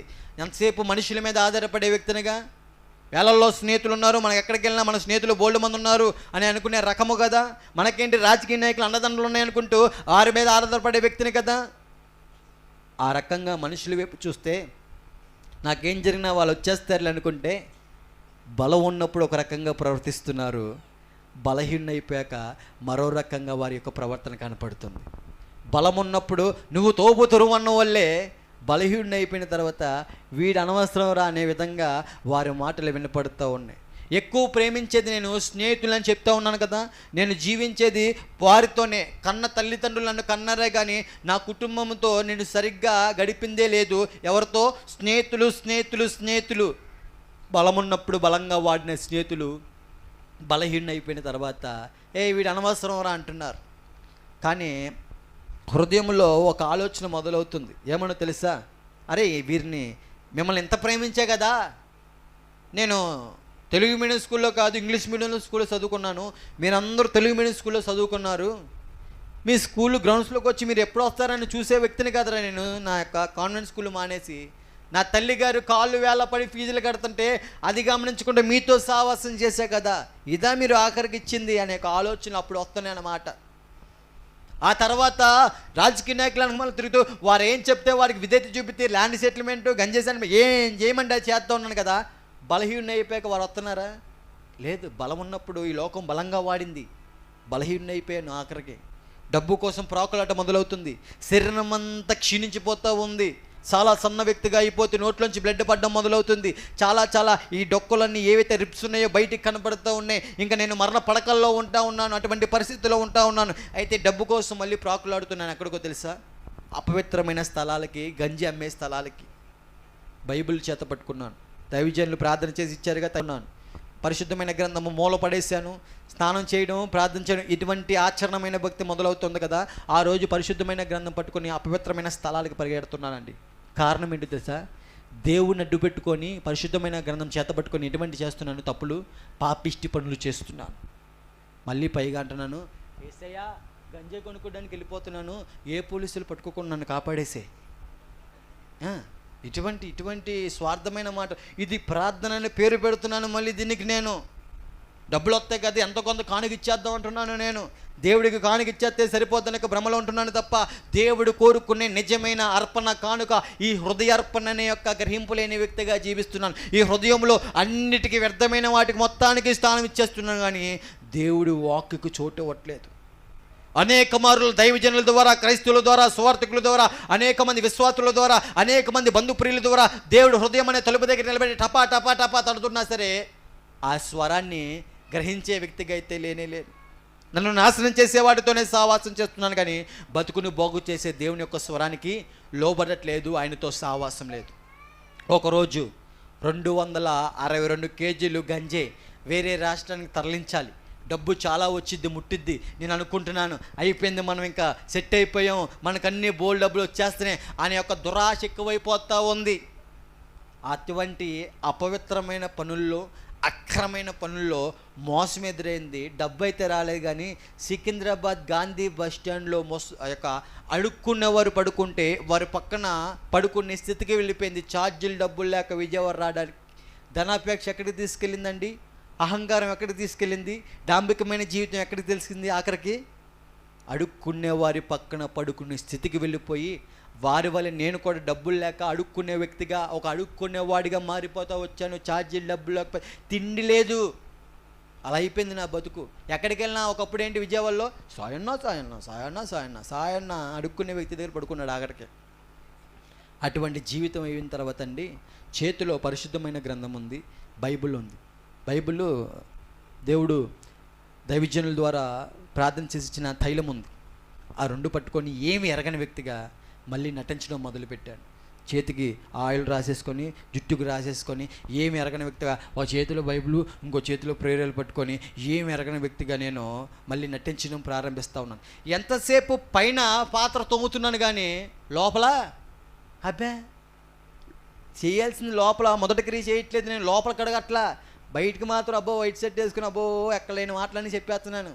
కానీ హృదయాంతరంగం మొత్తము కపటముతోనూ కుళ్ళుతోనూ పాపముతోనే నింపబడిపోతూ ఉంది. శరీర రోగం కోసం ఆలోచిస్తున్నాను కానీ నాలో ఏలుబడి చేస్తున్న పాప రోగం గురించి ఆలోచించట్లేదు. నేను తప్పు చేస్తున్నానే ఒక గ్రహింపు లేదు. నేను చేసేదంతా రైట్ అనుకున్నాను కానీ వాస్తవానికి అడుక్కునే వారి పక్కన పడుకునే స్థితిలో ఉన్న నేను ఛార్జీలు డబ్బు లేక అడుక్కునే వ్యక్తిగా మారుతూ విజయవాడ ప్రాంతానికి వచ్చేసాను. అలాగే ఎలాగొచ్చాను? అడుక్కునే వ్యక్తిగానే వచ్చాను.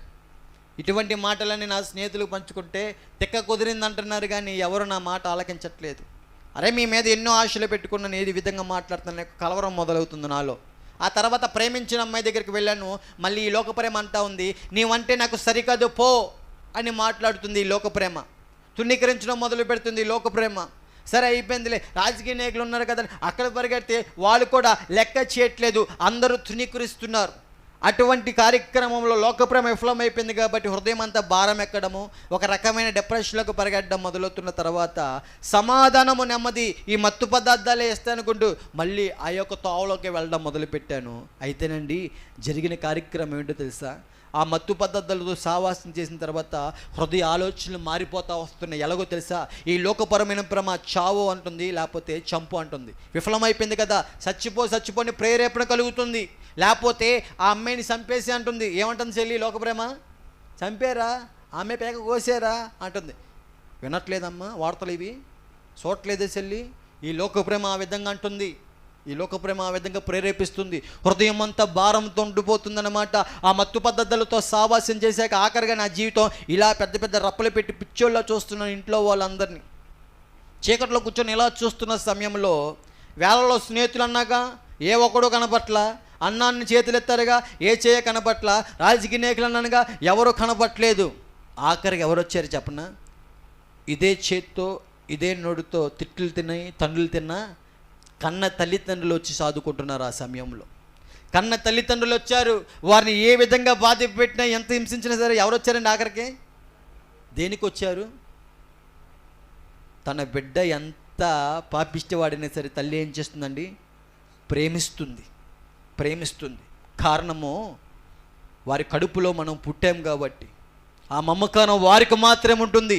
వారి ప్రేమను విడిచిపెట్టేసి లోక ప్రేమ కోసం ప్రాకులాడుతున్నాను నేను. కానీ ఈ లోక ప్రేమ ఏం చేస్తుంది? చావు లేకపోతే చంపని ప్రేరేపిస్తుంది ఈ లోక ప్రేమ. దేవుడి తర్వాత ఈ లోకంలో ఎవరైనా ప్రేమిస్తున్నారంటే మనల్ని తల్లిదండ్రుల ప్రేమ తప్ప ఇంకేం ప్రేమ కాదండి. అటువంటి తల్లిదండ్రుల ప్రేమను గ్రహించకుండా వారిని ఎంతగానో ఇబ్బంది పెడుతూ మరణఛాయల్లో ఉన్న వ్యక్తిని నేను. అటువంటి సందర్భంలో ఆఖరికి నా తల్లిదండ్రులు కూడా నన్ను నెమ్మదిపరచలేకపోతున్నారు. ఎందుకు తెలుసా? మా అమ్మతో అంటున్నాను, హృదయం అంతా భారంతో ఉందమ్మా, పిచ్చి తలంపులతో ఉన్నాను నేను. చాలా అంటే చాలా టెన్షన్గా ఉంది నాకు. ఆలోచన విధానం అంతా మారిపోయింది. ఒక కొండ నా నెత్తి మీద ఉన్నట్టు నాకు అటువంటి రీతిగా అనిపిస్తుందమ్మా అంటుంటే ఆమె బాధపడుతుంది. ఏర్రా నీ స్నేహితులు అన్నావుగా, వేళల్లో స్నేహితులు అన్నావుగా, ఫ్రెండ్స్ ఫర్ ఎవర్ అన్నారుగా, ఒక్కొక్కడు ఎఫ్ఆర్ఐ ఇవ్వండి, ఫ్రెండ్ కాదు ఇవ్వండి ఎండి చూపించాడు. ఏరి నీ స్నేహితులేరి. ఎన్ని మార్లు గుండెలు బాదుకుంటూ చెప్పావురా, ఎన్ని మార్లు ఆ వ్యసనాలు వద్దు, ఆ సావాసాలు వద్దు అని చెప్పావురా, నీ జీవితాన్ని నువ్వే పాడు చేసుకున్నావా అని కృంగిపోతూ ఏడుస్తున్నారండి. చేతికి అందుకొచ్చిన కొడుకు ఆ విధంగా ప్రవర్తిస్తూ ఉంటుండే ఏ తల్లైనా హ్యాపీగా ఫీల్ అవుతారా? కృంగిపోతుంది, కన్నీళ్ళే ఆమెకి. అయ్యో మా బిడ్డ పరిస్థితి ఏంటి అని ఒక కలవరంతోనే ఉంటుంది. ఆ రోజు 2 రోజులు నిద్రపోలేదు. ఇలాగ పెద్ద పిచ్చి ఆలోచనలు వస్తూ యాంగ్జైటీ లెవెల్స్ పెరుగుతూ నెగిటివ్ థాట్స్ తీవ్రంగా వస్తున్న సమయంలో ఇంకా అయిపోయిందిరా నా జీవితం అనుకుంటూ బాత్రూంలోకి వెళ్ళి నన్ను నేనే కొట్టుకుంటూ గోళ్ళ గుద్దుకుంటూ ఇంక జీవితం ముగిసిపోయిందిలే అని పిచ్చి పట్టిన వాళ్ళ ప్రవర్తిస్తున్న సమయంలో ప్రాంతం అంతా ఎదురు చూస్తుంది. చచ్చిపోతున్నాడు వీడు, వీడ అయిపోతుంది, అనవసరం వీడు అని అందరూ తుణీకరిస్తున్నారు ఈ బతుకుని. కానీ ఒక్కరు తుణీకరించలేదు. ఎవరయ్యా ఒక్కరంటే క్రైస్తవులు. చప్పట్లు కొడతామా? అటువంటి పాపిష్టి బంధకాల్లో ఉంటుండగా, అటువంటి నాశనకరమైన పరిస్థితుల్లో ఉంటుండగా క్రైస్తవుల్ని ప్రేరేపించిన సర్వశక్తి గల జీవంగల దేవాతి దేవుడు ఆయన మాత్రము తునీకరించగా, అటువంటి పరిస్థితుల్లో ఆ క్రైస్తవురాలను నా దగ్గరికి పంపించి ఆమె ద్వారా నాతో మాట్లాడుతున్నారు. అయ్యా నువ్వు ఒక పక్క ప్రార్థన అంటున్నావు, ఒక పక్క దేవుడు అంటున్నావు, ఇష్టానుసారంగా బతికేవరా. ఒక పక్క దేవుడు అంటున్నావు, నీ శరీరాన్ని పాడు చేసుకుంటున్నావు, ఒక పక్క దేవుడు అంటున్నావు, ఎంతగానో మాలిన్యంగా జీవిస్తున్నావు. సాయి, ఒక అడుగు ఎక్కడేస్తున్నావు, ఒక అడుగు అక్కడేస్తున్నావు. చాలా అతిక్రమములు చేసి ఇప్పటికే సమయం మించిపోలా. ఉన్న సమయాన్ని సద్వినియోగం చేసుకో.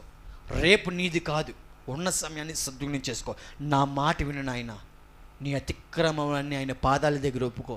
ఖచ్చితంగా ఆయన నిన్ను క్షమిస్తాడు. ఆయన సహాయకుడై ఉన్న దేవుడు, ఆయన ఉన్నవాడై ఉన్న దేవుడు, ఆయన అనువాడై ఉన్న దేవుడు, ఆయన నిన్ను అర్థం చేసుకున్న దేవుడు. ఈ లోకమంతా నిన్ను తునీకరించింది కానీ ఆయన నిన్ను తునీకరించలేదు. ఆయన దగ్గరికి వచ్చిన వారిని త్రోసివేసే దేవుడు కాదాయన. నువ్వు అనుకున్నట్టు తెల్లలో దేవుడు కాదాయన. యేసు ప్రభు వారు అందరికీ ప్రభు అయి ఉన్నారు. హల్లెలూయా. ఆయనకి పక్షపాతం లేదు. ఆయన దగ్గరికి ఎటువంటి వ్యక్తి అయినా రావచ్చు. ఎంత ఘోర పాపినైనా సరే క్షమించి విమోచింపగల గొప్ప కనికర పూర్ణుడు. నీ అతిక్రమములు దాచిపెట్టుగా వాటిని ఒప్పుకొని విడిచిపెట్టడానికి నువ్వు ఇష్టపడితే ఆయన కనికరను చూస్తావు. దయచేసి నా మాటినయ్యా. ఆయన కనికర పూర్ణుడు, క్షమించే దేవుడు అంటూ ఆమె మాట్లాడుతుండగా నాకు చాలా ఆశ కలుగుతూ వచ్చే ఆ మాటలు. అయితే ఆమె సొంత మాటలు కావవి. ఎవరి మాటలు? జీవంగల దేవుడు మాటలు పలుకుతుంది. ఆ మరణఛాయలో నా బ్రతుకి ఆ రోజు ఆ మాటలు ఎంతగానో ఏం పోసే జీవం పోయడం మొదలవుతున్న సమయంలో స్నానం చేసి వచ్చి ప్రార్థన చేసుకునే ఒక ఆచరణ భక్తి ఉండే ఆ ప్రదేశానికి వెళ్ళి గోడ తట్టు తిరిగి ప్రార్థన చేయడం మొదలవుతుంది. ఈసారి ఆ నిజమైన మొరలో జరుగుతున్న ప్రార్థన ఏంటంటే, మరి ముఖ్యంగా మనిషి చేయవలసిన మొదటి ప్రార్థన పాప రోగం. ఆ పాప రోగాన్ని ఒప్పుకోవడం జరుగుతుంది. ఆ రోజు ఆ రోగాన్ని ఒప్పుకోవడం జరుగుతుండగా, అయ్యా నేను పాపినే అని ప్రతి ఒక్క అతిక్రమంలో ఒప్పుకుంటున్నాను. కళ్ళు మూసుకొని, అయ్యా ఈ శరీరాన్ని నా పంసకులతో కూడా పాపం చేసిన జీవితం ఈ శరీరం, అటువంటి బతుకున్నది అనుకుంటూ చేసిన అతిక్రమాన్ని ఒప్పుకుంటుండగా మెల్లగా మెల్లగా ఈ చెంప మీద నుంచి ఇలా కన్నీరు రావడం మొదలవుతుంది. అంత సామాన్యంగా ఏడ్చే జీవితాలు అయితే కావు మావి. మూర్ఖత్వమైన స్వభావాలు, ఎటు వారిని గాయం చేసి వారు ఏడుస్తుంటే చూసినవే స్వభావాలు. ఒక యవ్వన స్త్రీ రోడ్డు మీద నడుచుకుంటూ వెళ్తుంటే ఇదే చేతులతో ఎన్నో మార్లు కొట్టి వారిని బాధ పెట్టిన బ్రతుకులు మావి. ఒక బస్సులు వెత్తి సైకిల్ తొక్కుకుంటూ వెళ్తూ ఉంటుంటే ఇదే కాళ్ళతో వారిని తన్ని వారి కింద పడితే చూసినవే స్వభావాలు. అటువంటి పాపిష్టి బ్రతుకులు మావి, అటువంటి మూర్ఖపోయిన స్వభావాలు, అటువంటి హృదయాలు మావి. కానీ ఆ రోజు అతిక్రమంలో ఒప్పుకుంటుండగా మెల్లగా కంట్లోంచి నీళ్ళు రావడం మొదలవుతున్న సమయంలో ఆఖరిగా అంటున్నాను, నేను ప్రార్థనలో నామములో అడిగి వేడుకుంటున్నాం నా పరమ తండ్రి, ఆమెన్. ఆ ఆమెన్ అనే మాట ఎప్పుడైతే జరిగిందో అండి, నా జీవితంలో కార్యం ఏంటో తెలిసి జరిగింది.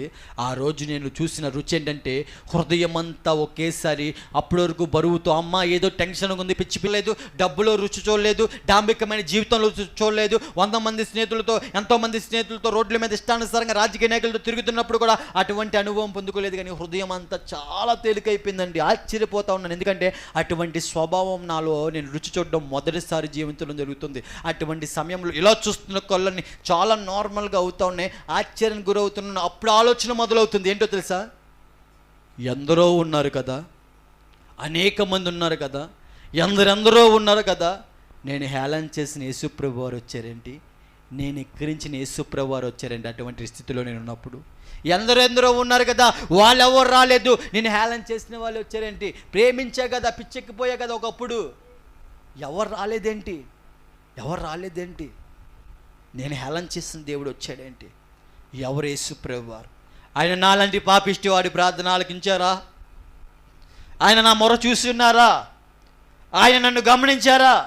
ఎవరు అసలు యేసుప్రభు వారు అనుకుంటూ దేవుని మందిరానికి వెళ్ళి మూల కూర్చొని చూస్తున్నాను. నేను స్వరం వినపడుతూ ఆహ్వానం పలుకుతున్నారు. ఆ రోజు దేవుడిని జీవితంలో అద్భుతమైన కార్యం చేస్తే కాముగా ఉండవేంటి, వచ్చి ఆయన నామాన్ని మహిమపరచు అనుకుంటూ సాక్ష్యం చెప్పంటున్నారు. సాక్ష్యం ఏంటో ఏమేమో మనకు తెలియదు కాబట్టి ఒక మాట వినపడుతుంది. ఏంటి? అద్భుతమైన కార్యము చేశారు కదా నీ జీవితంలో.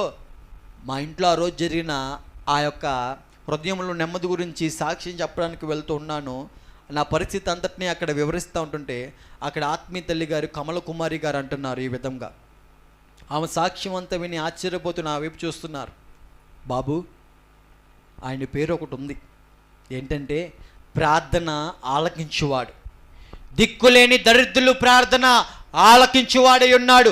నీ ఉన్న పరిస్థితిని ఈ మనుషులందరూ నిన్ను తునీకరించారు కానీ నువ్వు ఎన్నో మార్లు తునీకరించావు. చూసావా యేసుప్రభు వారిని? ఎన్నో మార్లు ఆయన మాటని తిరస్కరించావు కదా, ఆయన తునీకరించలేదు. నువ్వు ఆయన యొద్దకు వచ్చిన్నావు కదా, ఆయన నీ దగ్గరకు వచ్చి నీకు సహాయం చేశారు బాబు.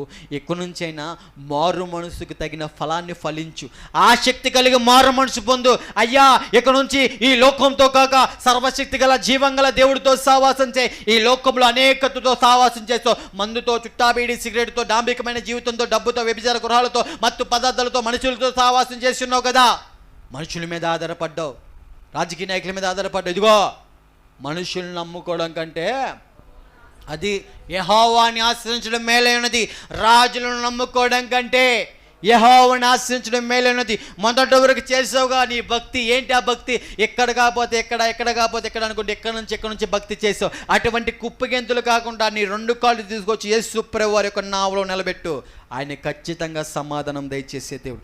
ఆయనతో సావాసం చేసిన నీకు సమాధానము కలుగుతుంది. అలాగే మేలులు కూడా. ఇప్పుడు చెప్తున్న మాట నీ హృదయంలో బలంగా దాచుకొని ఆయన ఏంటమ్మా అంటే, నమ్ముట నీ వాళ్ళైతే నమ్ము వారికి సమస్తము సాధ్యమే బాబు. నీ యొక్క నమ్మకం ఎక్కడి నుంచి కాదు, కానీ హృదయపూర్వకంగా. ఇదిగో, ఈ రోజు నుంచి దేవుడిని వెతకడం మొదలుపెట్టు. ఆయన రాజ్యాన్ని, నీతిని వెతకడం మొదలుపెట్టు. ఆ తర్వాత అవన్నీ నీకేమైతే కావాలో నీ వెనకమాల వస్తే ఆయన రాజ్యాన్ని, నీతిని వెతుకు. నాలో ఆలోచన, అరే ఎవరు యేసుప్రభు వారు అసలు నిజంగా? ఏంటి యేసుప్రభు వారి ఒక ప్రాముఖ్యత ఏంటి అని ఆలోచించడం మొదలవుతున్నా. ఏ సినిమాలు అయితే నన్ను నాశనం చేసాయో, ఈసారి యేసుప్రభు వారి యొక్క జీవిత చరిత్రలు సినిమాలు చూడడం మొదలు పెడుతూ ఉన్నాను. ఆ యొక్క సన్నివేశాల సమయంలో ఒక ఆదివారం పూట దైవజనులు మాట్లాడుతున్నారండి యేసుప్రభు వారి ప్రేమ గురించి. అయ్యా, యేసుప్రభు వారి ప్రేమ ఎంత గొప్పదో తెలుసా? ఉదయం 9 గంటలు సిలువేపించుకొని మధ్యాహ్నం 3 వరకు సిలువు మీద వేలాడుతున్న మహానుభావుడు బాబు. నాలాంటి వ్యభిచారం కూడా ఆయన క్షమిస్తాడా? నాలాంటి దొంగను కూడా క్షమిస్తాడా? నా తల్లిదండ్రులు బాధ పెట్టానే, నపంసకులతో తిరిగానే, ఎంతోమంది జీవితాలను నాశనం చేశానే, నాలాంటి పాపిష్టి వాడిని కూడా దేవుడు క్షమిస్తాడా అనే ఒక పశ్చాత్తాపం కలుగుతున్నప్పుడు మా ఆత్మీయులు గారు నేర్పారు పాఠం. ఏకాంతముగా నిజముగా మొరపెట్టు, రహస్యం ముందు నీ తండ్రితో మొరపెట్టు, ప్రార్థన చే ఏకాంతముగా. అప్పుడు లేఖనాల్లో చెప్తున్నారు, యేసు ప్రభువారు ఏకాంతముగా కొండపైకి వెళ్ళి మొరపెడుతూ ఉన్నారు తండ్రికి ఏకాంతముగా. ఆ మాటలు నన్ను ఎంతగానో ప్రభావితం చేస్తూ ఉన్నాయి. నేను కూడా కొండ మీద ప్రార్థన చేసుకోవడం మొదలు పెడతా ఉన్నాను. ఏంటి ఆ కొండ ప్రాంతం? ఒకప్పుడంటే గంజాయిలు తాగే ప్రాంతం, అది గంజాయిలు తాగే చీకటి ప్రాంతం.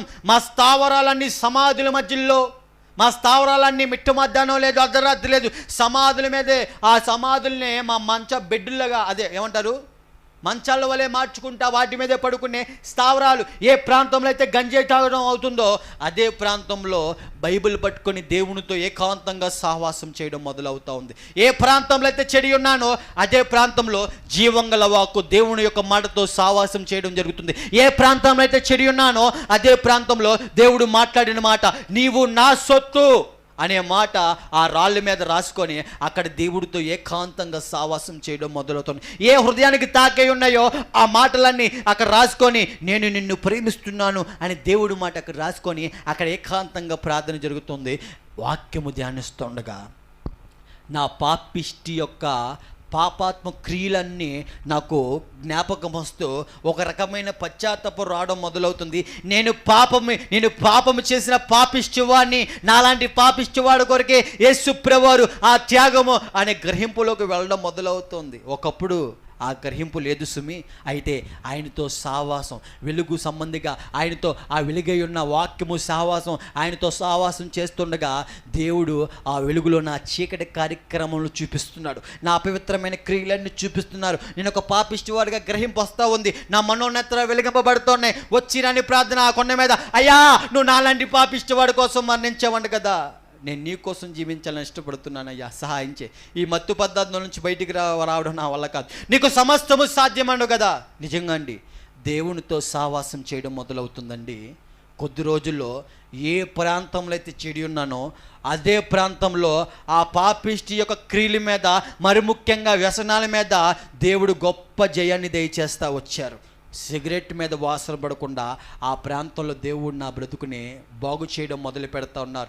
మరి ముఖ్యంగా ఆయన దగ్గరికి వెళ్ళిన తర్వాత హృదయాన్ని బాగు చేయడం మొదలు పెడుతున్నారు. ఆలోచనలు మారడం మొదలు పెడుతున్నాయి. అహంకారంతో ఎల్లప్పుడూ ఇష్టానుసారంగా నాది నాది అని విర్రవిగే తనం ఏదైతే ఆ మూర్ఖపోయిన స్వభావం ఉందో ఆయన జీవంగల వాక్కుతో ఉదక స్థానం చేపిస్తూ ఈ హృదయాన్ని మాంసపు హృదయంగా బాగు చేయడం మొదలు పెడుతూ తన మన యొక్క భేదం ఏంటో అర్థమయ్యేలాగా తల్లిదండ్రులు విలువేంటో, స్నేహితులు విలువేంటో, సహోదరులు విలువేంటో వారి యొక్క విలువలన్నీ అర్థమయ్యేలాగా తెలియచేయడం మొదలు పెడతా ఉన్నారు.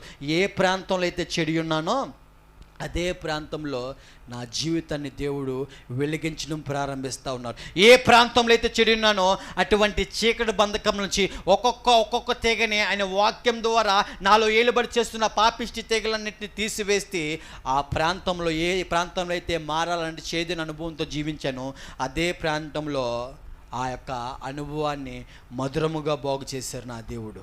చప్పట్లు కొడదాం ఒకసారి. ఈసారి నిజముగా ఉంటున్నప్పుడు మనుషులు అంటున్నారు వీడు నటిస్తున్నాడు అన్నారు.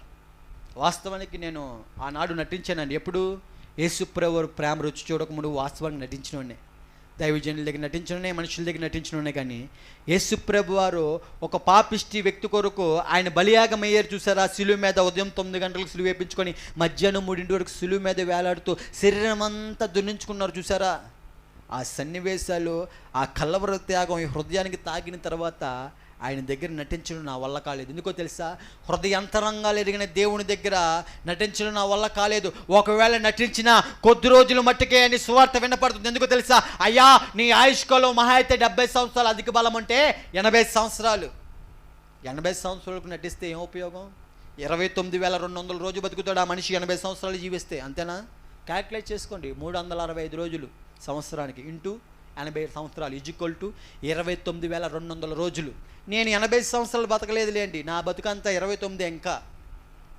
ఇంకా అంత జీవితం జీవించలా. వాక్యం వినపడుతుంది దైవజనుల ద్వారా. బాబు, ఆ యొక్క పాపపు బంధకాలు ఉన్న వ్యక్తికి ఆ పాపముతోనే మరణిస్తే నరకానికి అయ్యా పాత్రుడు, పాపము చేయవాడు, పాపానికి దాసుడై ఉన్నాడు. ఇగో ఆ నరకం అనేది నీకు కాదు, నువ్వు దేవుని చేత నిర్మించబడిన వ్యక్తివి, ఆయన స్వరూపమందు నిర్మించబడిన వ్యక్తివి. నువ్వు అపవాది సంబంధివి కాదు నాయన, నువ్వు దేవుడి సంబంధివి. అపవాది యొక్క క్రియలను లయపరచుటకు యేసుప్రభు వారు ఈ లోకానికి వచ్చిన్నారు. నమ్మి బాప్తిసం పొందుకో, రక్షింపబడుతో మారు మనసు తగిన ఫలాన్ని ఫలించి పశ్చాత్తాపడి మారు మనసు పొందుకొని ఆయన ఈ లోకమంతా నిన్ను పాడు చేసిందయ్యా, ఇకనైనా గ్రహించవా? ఆయన 2 చేతులు చాపుతూ నిన్ను పిలుస్తున్నాడు. ఓ ప్రభు, ఓ మనిషి ఆలకించు ఆయన ప్రేమను అంటూ ఉంటుంటే నా కంట్లో నీళ్లు తిరుగుతూ ఉంటున్నాయి. మా ఆత్మీయులు అన్నారు, బాబు మనుషుల్ని ప్రేమించావా? ఈ మనుషులు చావు లేకపోతే చంపని ప్రేరేపిస్తుంది. ఈ మనుషులను తృణీకరించారు. ఇదిగో యేసుప్రభు వారిని ప్రేమిస్తావా? యేసుప్రభు వారిని ప్రేమించడం అంటే ఐ లవ్ యూ జీజస్ అని ఏదో క్యాప్షన్ పెట్టడం, వాట్సాప్లో హ్యాపీ ఈస్టర్, హ్యాపీ క్రిస్మస్ అని స్టాటస్ పెట్టడం, ఇది కాదు నాయన. యేసుప్రభు వారిని ప్రేమించడం ఆయన ఆజ్ఞని గైకొన్నట్టు ఆయన ప్రేమించుట, చెడుతనమును అసహించుకున్నట్టు ఆయన ప్రేమించుట, నీ కొరకు బలి అయిన ఆ దేవుని యొక్క ప్రేమకి లోబడి ఆయన మాటకు విధ చూపించి ఆయన మాటను అంగీకరిస్తావా? ఆయన మాటకు లోబడతావా? నిజమైన భక్తి చేయడం మొదలు పెడతావు ప్రియా తమ్ముడు అని మాట్లాడుతున్నప్పుడు నా హృదయం పగులుతుంది. ఎందుకో తెలుసా? నాలాంటి పాపిష్టి వాడి కోసం ఎవరు బలయ్యారు? యేసుప్రభు వారు. నన్ను రక్షించడానికి పరలోకాన్ని విడిచిపెట్టి భూలోకానికి తను తగ్గించుకునే రిక్తుడుగా ఆయన వచ్చి ఉన్నారు. ఆయన సింహాసనాన్ని విడిచిపెట్టి పాపిష్టి లోకం కొరకు, పాపిష్టి జనము కొరకు ఆయన వచ్చి ఉన్నాడు అనే యొక్క సువార్త విషయాలు అర్థమవుతున్నప్పుడు ఆఖరిగా వాస్తవంలోకి వెళ్ళడం మొదలవుతుంది. ఏమన్నా తెలుసా? అప్పటి వరకు నేను మతం మార్పిడి, తల్లలో దేవుడు మా దేవుడు కాదని ఎక్కిరిస్తా మొత్తంలో ఉన్నాం కదా. అటువంటి పరిస్థితులు ఉన్నప్పుడు వాక్యం వినపడుతుంది. యేసు ప్రభువారు అందరికీ ప్రభువై ఉన్నారు నాయన, ఆయనకి పక్షపాతం లేదు. ఆయన నిన్న నేను ఏకరీతిగా ఉన్నవాడు. ఆయన నిన్ను ప్రేమిస్తున్నాడు బాబు. నువ్వు ఎంత విసర్జించినా సరే ఆయన పదే పదే నీ హృదయం అనే తలుపు దగ్గరికి వచ్చి తట్టుతున్నాడు. ఆయన స్వరము విని నీ హృదయం అనే తలుపు తెరిచి నీ హృదయంలో స్థానం ఇస్తావా? నమ్ము, నీ జీవితంలో అద్భుతమైన కార్యం చూస్తావు. నిజమండి, దేవుడి మీద ఆధారపడిన తర్వాత ఏ ప్రాంతంలో అయితే చెడి ఉన్నానో అదే ప్రాంతంలో ఏ మనుషులైతే చచ్చిపోవాలని కోరుకున్నారో అదే మనుషులు ఆశ్చర్యపోయే రీతిగా ఆ ప్రాంతంలో నా బ్రతుకుని సజీవ సాక్షిగా మా కుటుంబంలో మా ప్రాంతంలో దేవుడు నిలబెట్టేస్తారు. ఆశ్చర్యపోతున్నారు జనములందరూ. నా స్నేహితులు రౌడీ షెట్టర్లు కదా, ఆశ్చర్యపోతున్న అడుగుతున్నారు, ఒరే బాబు నువ్వు పెద్ద మత్తు సంబంధివి, మత్తు లేకపోతే నీ యొక్క రోజే కాదు, ఏ విధంగా మానుకున్నావు, మాకు కొన్ని ట్రిక్కులు చెప్పరా అంటున్నారు. నా బలముతో నేను ఆలోచించాను కానీ 10 రోజులు మాడాను, 11 రోజు యథావిధి మావలేరా నాయన. కానీ నా బ్రతుకుని ఒకరు బాగు చేస్తున్నారు. ఆయన పేరు పరమ వైద్యుడు, ఆయన పేరే నజరేయుడైన యేసుక్రీస్తు. ఆయన జీవంగల వాక్కు నీ స్నేహితుడైన నా బ్రతుకుని బాగు చేసింది. నాదే కాదు, నాలాంటి పాపిష్టి వాళ్ళ జీవితాల నుంచి, ఆ బంధకాల నుంచి విడిపించి దేవుడు గొప్ప జీవితాన్ని దయచేస్తున్నారా, ఆశ్చర్యకరమైన ఆయన వెలుగులోకి నడిపిస్తున్నారా. ఇదిగో నీ స్నేహితుడు ఈ విధంగా మార్పు చెందాడంటే కారణం ఆయన మాత్రమే. ఆయన పాపులను రక్షించడానికి వచ్చాడయ్యా అంటుంటే కొంతమంది ఆహ్వానం పలికారు, కొంతమంది తుణీకరించడం మొదలు పెడతా ఉన్నారు. అదే పోలీస్ స్టేషన్లో ఏ పోలీసులు అయితే ఇష్టానుసారంగా కొట్టారని చెప్పి ఉన్నాను కదా, అదే పోలీసుల దగ్గర నుంచి ఫోన్ వచ్చింది. దానికి ముందుగా జరిగిన కార్యక్రమం ఏంటంటే రక్షణ గురించి వివరిస్తున్నారు. యవనప్రాయంలో ఉన్నాను కదండి, రక్షణ గురించి నేనేం చేస్తున్నా అంటే రేపు తీసుకుంటా, ఆ రోజు తీసుకుంటా, ముహూర్తాలు పెడుతున్నాను. నేను దేవుడు మాటలు ఎన్ని మార్లు గద్దిస్తున్నా సరే ముహూర్తాలు పెడుతున్నాను. మళ్ళీ తల్లిగారు ఏం మాట చెప్పారు, ఆయన ప్రేమించడం అంటే ఆయన ఆజ్ఞని గైకొనటి ఆయన ప్రేమించుట. పదే రక్షణ గురించి వినపడుతున్నాయి మాటలు. అయ్యా రేపు నీది కాదు, దీపం ఉన్నప్పుడు ఇంటిని చక్కబెట్టుకో నాయన, నమ్మి బాప్తిసం పొందుకో, రక్షింపబడుతావు. దయచేసి నా మాట విను. ఒక్కోసారి దీపం మారిపోతే ఇంటిని శుభ్రపరచుకోలేవు నాయన, దయచేసి నా మాట వినని దేవుడు ఆ మాటలు వినపడేలా చేస్తున్నారు. ఆ మాటకు లోబడిన తర్వాత యేసు ప్రభువు వారి నిజమైన దేవుడు, ఆయన పాపులను రక్షించడానికి వచ్చిన లోకరక్షకుడు, నశించిన దాన్ని వెతికి రక్షించడానికి వచ్చిన గొప్ప దేవుడై ఉన్నాడు. ఆయనకి తనమన్న భేదం లేదు. యేసు ప్రభువు వారు అందరికీ ప్రభువై ఉన్నారు అని నోటితో ఒప్పుకొని ఆయన మరణించారు, మళ్ళీ 3వ రోజు లెగిసిన పునరుద్ధరణని విశ్వసించి ఆయన మళ్ళీ రాబోతున్నాడు అని నమ్మి, ఈ నోటితో ఒప్పుకొని హృదయం మంది విశ్వసించి నమ్మి బాప్తిసం పొందుకోవడం జరుగుతూ వచ్చింది. ఎల్విన్ బర్నబాస్గా పేరు పెట్టారండి. 2 పేర్ల గురించి చెప్పుకున్నప్పుడు వరకు ఏం పేర్లు, సాయి కుమార్ గురించి మాట్లాడుకున్నాం, బెజవాడ బ్యాడ్ బాయ్ సాయి గురించి మాట్లాడుకున్నాం. ఆ జీవితం అంతా మొహం మీద ఉమ్మేసే జీవితం. ఎల్విన్ బర్నబాస్ దగ్గరికి వచ్చాక ఎలా ఉందో తెలుసండి జీవితం. ఏ పోలీసులు అయితే కుక్కను కొట్టినట్టు కొట్టారో వాళ్ళే ఒకరోజు ఫోన్ చేసి హలో ఎల్విన్ బర్నబాస్ గారు అనే విధంగా ఈ పాపిష్టి జీవితాన్ని ఆ విధంగా హెచ్చించడం మొదలు పెడతా ఉంటారు. ఒకప్పుడు గొప్పలకు పోయాను, వెచ్చవేళ్ళు తాగడం జీవిస్తూ ఉన్నాను.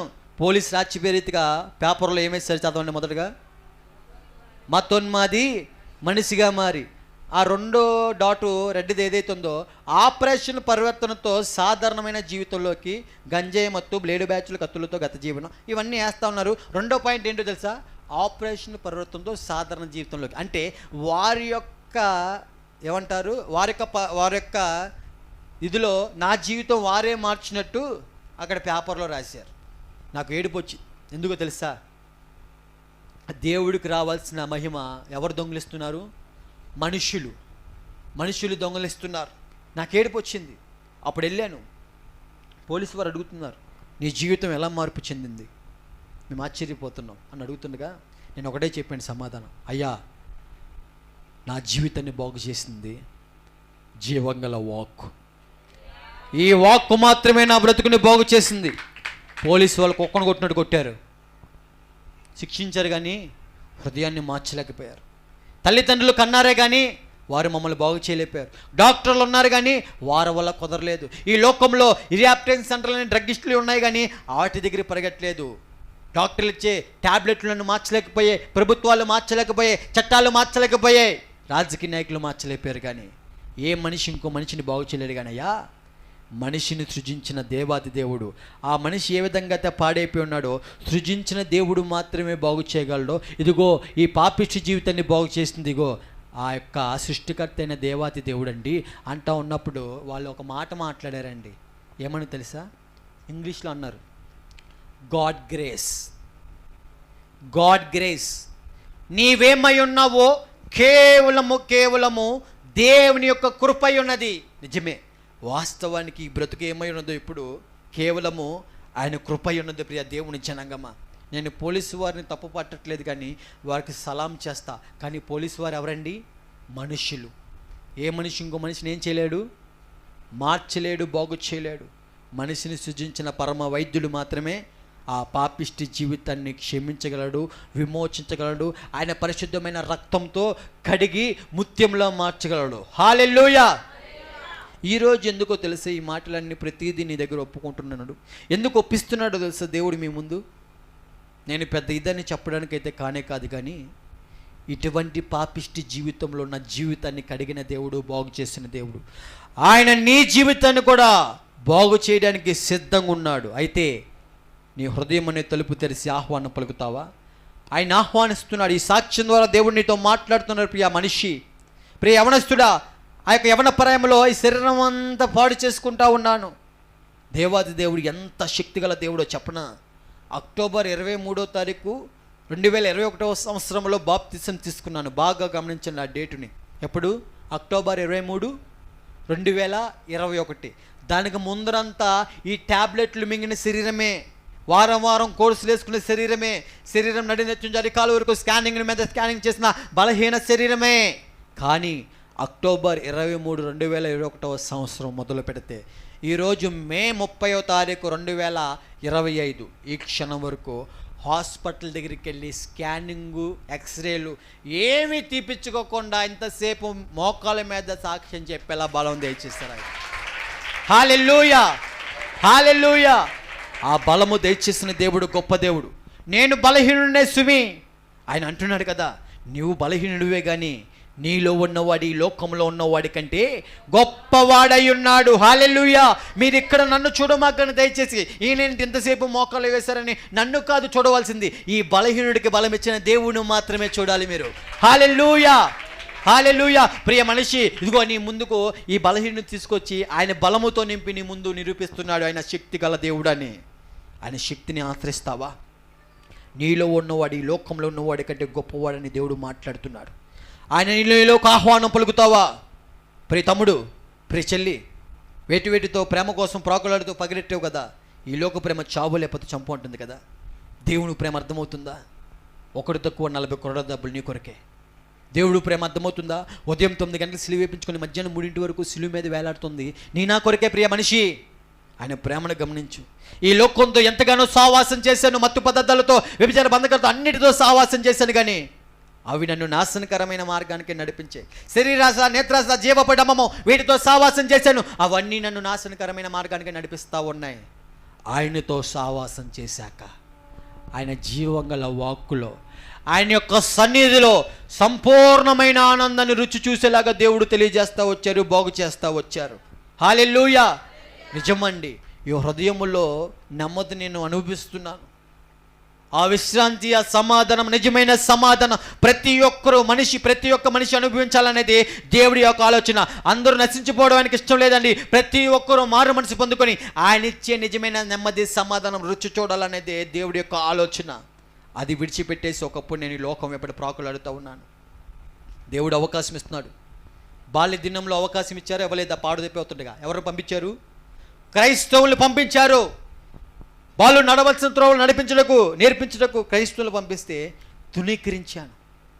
యవన ప్రాయంలో నాలాగే పాడైపోయిన జీవితాన్ని బాగు చేసాడు దేవుడు. ఆ జీవితాన్ని నా ముందరకు తీసుకొస్తే, ఆ క్రైస్తవుని తీసుకొస్తే ఏం చేశాను? తునీకరించాను. ఆ తర్వాత దైవజనుల ద్వారా పదే దేవుడు మాట్లాడుతున్నా, గద్దిస్తున్నా వారి మాటలు ఏం చేశాను? తునీకరించాను.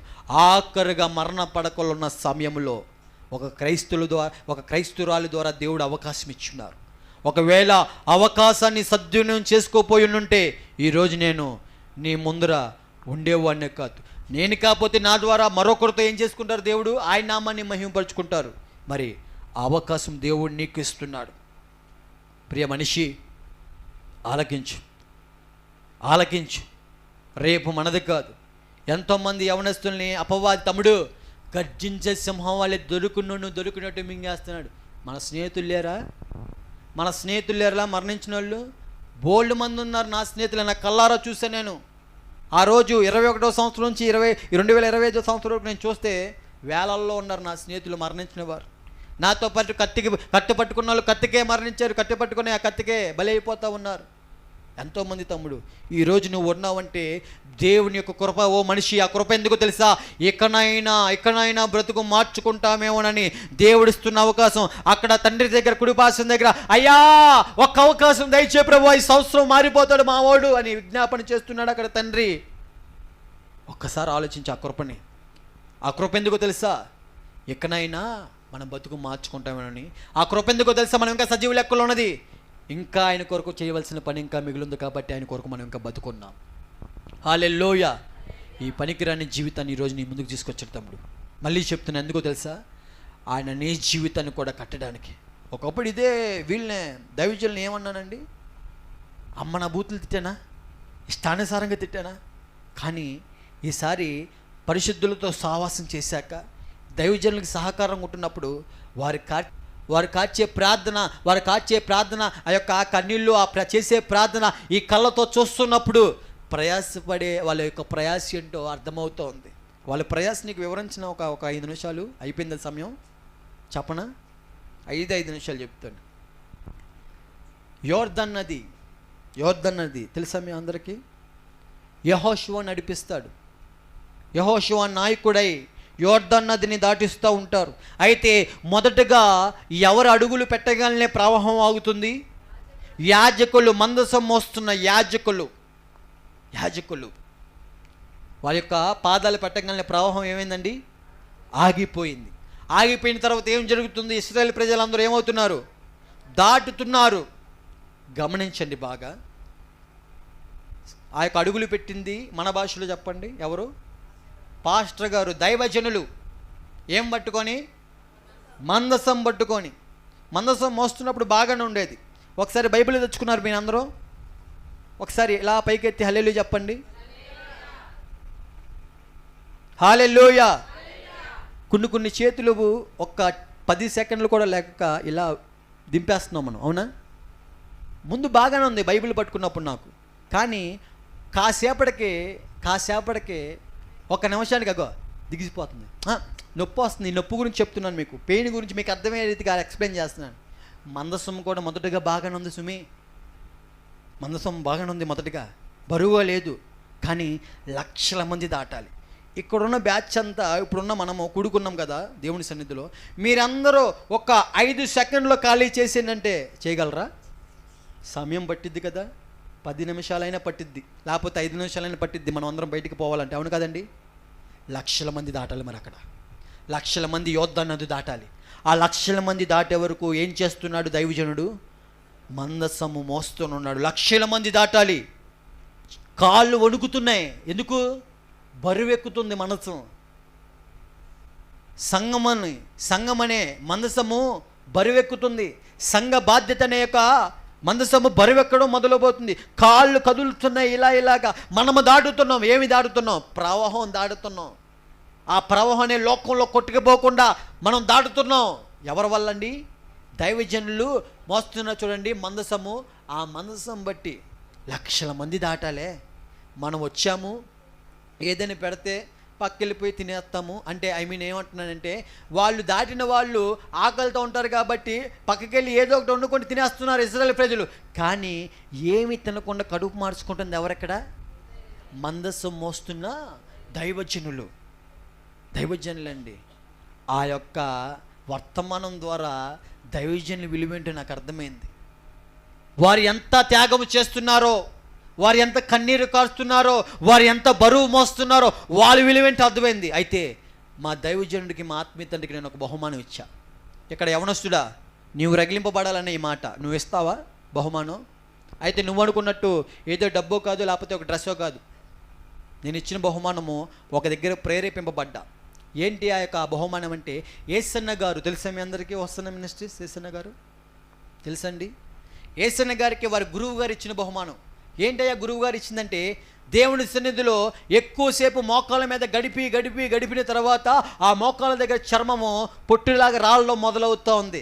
ఆ చర్మం అంతా రాలిన పొట్టంతా ఒక పేపర్లో నమ్ములు చుట్టి యేసన్న గారికి బహుమానం ఇచ్చారు గురువు గారు. ఏంటి గురువు గారు అని యేసన్న గారు అడుగుతుండే, అప్పుడు ఒక గురువు గారు అంటున్నారంట, అయ్యా యేసన్న, ఈ పరిచర్య ఈ విధంగా విస్తరానికి కారణము అదే. ఏంటండి అంటే మోకాళ్ళ ప్రార్థన అనుభవం. అదే నీకు సాదృశ్యంగా నేను క్రియరూపంలో చూపిస్తున్నాను. ఈ పొట్టోది అంటుండగా ఆ శిష్యుడు కంగుతున్నా ఉన్నాడనమాట. ఎవరో యేసన్న గారు ఆశ్చర్యపోయారు. మోకాళ్ళ ప్రార్థనలో ఎంత బలం ఉంటుందా, ఆశ్చర్యపోతున్నారు. ఆ సన్నివేశం నన్ను ఎంతగానో ప్రభావితం చేసింది. అటువంటి దైవజనుల యొక్క ప్రయాస ఏంటో వినడము చూడడం మొదలవుతున్న తర్వాత వారి మీద వారి యొక్క విలువేంటో, వారి యొక్క దేవుడి దగ్గర వారి స్థానం ఏంటో అర్థమవడం మొదలవుతూ ఉంది. అది ప్రేరేపింపబడి నేను కూడా నా బలంతో కాదు కానీ ప్రభువా బలాన్ని దయచే ప్రభువా, మోకాళ్ళ మీద బలం అనుకుంటూ దేవుని దగ్గర పాదాలు గడుపుతూ మొదలవుతుండగా నా జీవితంలో కూడా ఇంత ఆ పొట్టు సంపాదించడం జరుగుతోంది. అదంతా ఒక దాంట్లో ఒక బాక్స్లో పెట్టి నా ఆత్మీయ తల్లిదండ్రులకు నేను బహుమానం ఇవ్వడం మొదలవుతూ ఉంది. గొప్పల కోసమైతే కానే కాదు కానీ నీవు ఆత్మలో రగిలింపబడాలనేది ఈ మాట. ఎందుకంటే వారి ప్రయాస నీకు అర్థం కావాలి. ఈ యొక్క ఏర్పాటు అంతా, ఈ ఖర్చు అంతా దేనికోసం అంటే వారి గురించి వారు చెప్పుకోవడానికి కాదు, మేము అక్కడి నుంచి ఇక్కడికి వచ్చింది మా డప్పు కోసం మేము కొట్టుకోవడం కాదు. మాలాంటి పాపిష్టి జీవితాన్ని బాగు చేసిన దేవుడు మీ జీవితాలు కూడా బాగు చేయగలడని చెప్పడానికి మాత్రమే. హల్లెలూయా, హల్లెలూయా. మరి తమ్ముడు అవకాశం ఇస్తావు? మరి దైవజనుల ప్రయాస అర్థమవుతుందా? ఆయన గద్దిస్తుంది ఆయన కాదండి, ఆయన ద్వారా ఆయన ప్రేరేపించిన దేవుడు మనతో ప్రేమతో గద్దిస్తున్నాడు. బాగుపడాలనే తప్ప తప్పిపోవాలనే కాదు. తప్పిపోయావా? ఒకవేళ తప్పిపోయి ఉంటే ఈరోజు బుద్ధి తెచ్చుకో. బుద్ధి వచ్చిన కుమారుడు తండ్రి వైపు తిరిగి ఉన్నాడు. తండ్రి తుణీకరించలేదు, హత్తుకొని ముద్దు పెట్టడం మొదలు పెడతా ఉన్నారు. ఆ విధంగా ఈరోజు నువ్వు తప్పిపోయి ఉన్నావా? ముద్దు పెట్టడానికి, నూతనమైన వస్త్రాన్ని ధరించడానికి దేవుడు సిద్ధంగా ఉన్నాడు. ఆహ్వానం పలకడానికి నువ్వు సిద్ధంగా ఉన్నావా? ఇందాక అన్నీ పాడాడు కదా, ఏ పాట?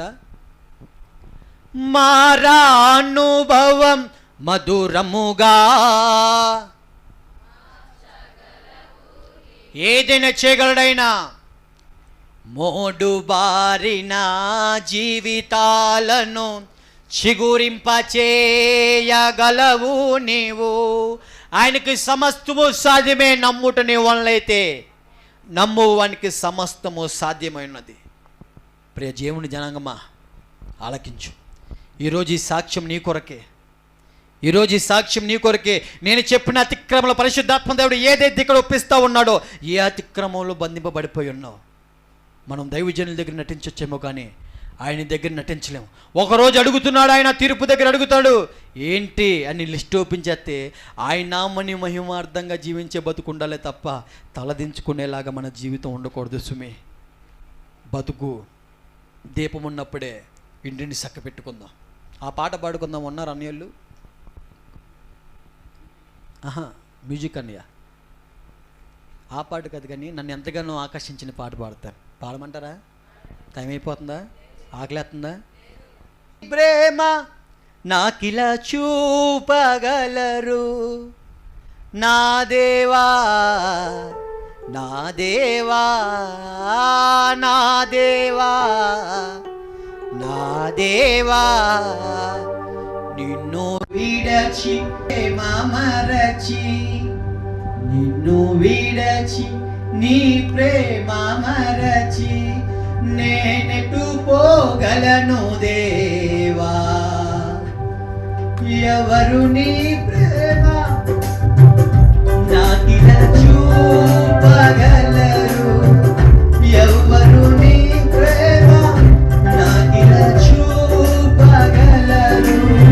యేసయ్యా, యేసయ్యా, యేసయ్యా, యేసయ్యా,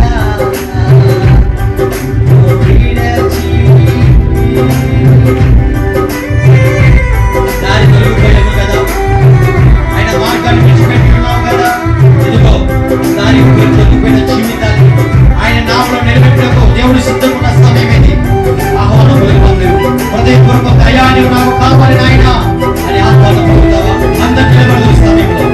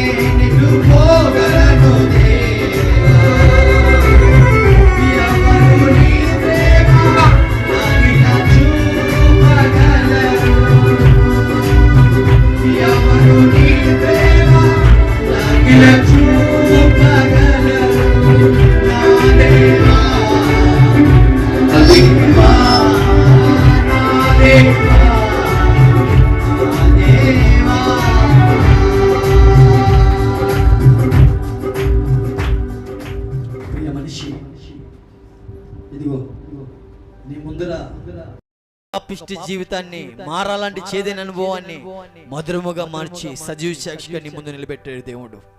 ఎందుకో తెలుసా అమ్మా, నువ్వు కన్నీరు కారుస్తున్నావు కదా నీ కుటుంబంలో ఇటువంటి పరిస్థితుల్లో బంధకాల్లో ఉన్న వారి కోసం. ఇదిగో నీ ముందున్న ఈ జీవితాన్ని బ్రతుకుని బాగు చేసిన దేవుడు మీ కుటుంబంలో కూడా జీవితాలు మార్చగలడు అని విశ్వాసం నీలో పుట్టించడానికి సాక్ష్యం నీ ముందు ఈరోజు. ప్రియ యవనస్తుడా, నీ జీవితాన్ని కూడా ఈ విధంగానే పాడు చేసుకుంటున్నావా? ఇదిగో ఈ బ్రతుకుని సరిచేసిన దేవుడు, కట్టిన దేవుడు నీ బ్రతుకును కట్టగలడని ఈరోజు ఈ సాక్ష్యం ద్వారా దేవుడు నీతో మాట్లాడుతున్నాడు. ఒక తీర్మానంతో మొదలెడతావా? ఈరోజు ఒక తీర్మానం చేసుకుంటావా? ప్రభువా, నువ్వు నాకు కావాలి నాయన. ఇదిగో ఆ బ్యాడ్ బాయ్స్ ఆ జీవితాన్ని బాగు చేసిన నీవు నా జీవితాన్ని కూడా బాగు చేయ ప్రభువా. అయ్యా, నువ్వు నిన్న నేడు ఏకరీతిగా ఉన్నవాడు అంట కదా, నువ్వు అందరినీ ఏకరీతిగా ప్రేమించే దేవుడు అంట కదా. బాబు, నా జీవితం ఇగో నా పాపిష్టి జీవితం ఇది నాయన అని ఒప్పుకుంటావా? ఒప్పుకో ప్రియ మనిషి. అతిక్రమములు దాచిపెట్టేవాడు వడ్డలేడు కానీ వాటిని ఒప్పుకొని విడిచిపెట్టేవాడు ఆయన గొప్ప కనికరము చూస్తారని లేఖనాల్లో దేవుడు వాగ్దానం చేసి ఉన్నారు. ప్రియ తమ్ముడు, నీ అతిక్రమములను జ్ఞాపకం చేస్తున్నాడు కదా పరిశుద్ధాత్మ దేవుడు. ఆపమాక, ఆత్మని ఆపమాక, ఒప్పుకో ఒప్పుకో, హృదయం మందు ఒప్పుకో, నీ నోటితో ఒప్పుకో, అతిక్రమలు ఒప్పుకో. ఎన్నో మార్లు దైవజనులకి విధేయత చూపించకుండా ఆయన హేళన చూస్తూ మాట్లాడావు కదా, అనేకుల దగ్గర వారిని హేళన చేసావు కదా. ఒప్పుకో. ఈ సమయంలో ప్రధాన యాజకుడు క్షమించడానికి సిద్ధంగా ఉన్నాడు ప్రియతముడు. ఆయన శిక్షించడానికి రాలేదు, క్షమించి విమోచించడానికి వచ్చాడు. ఇగో నీ జీవితాన్ని బాగు చేయడానికి వచ్చిన్నాడు ఆయన.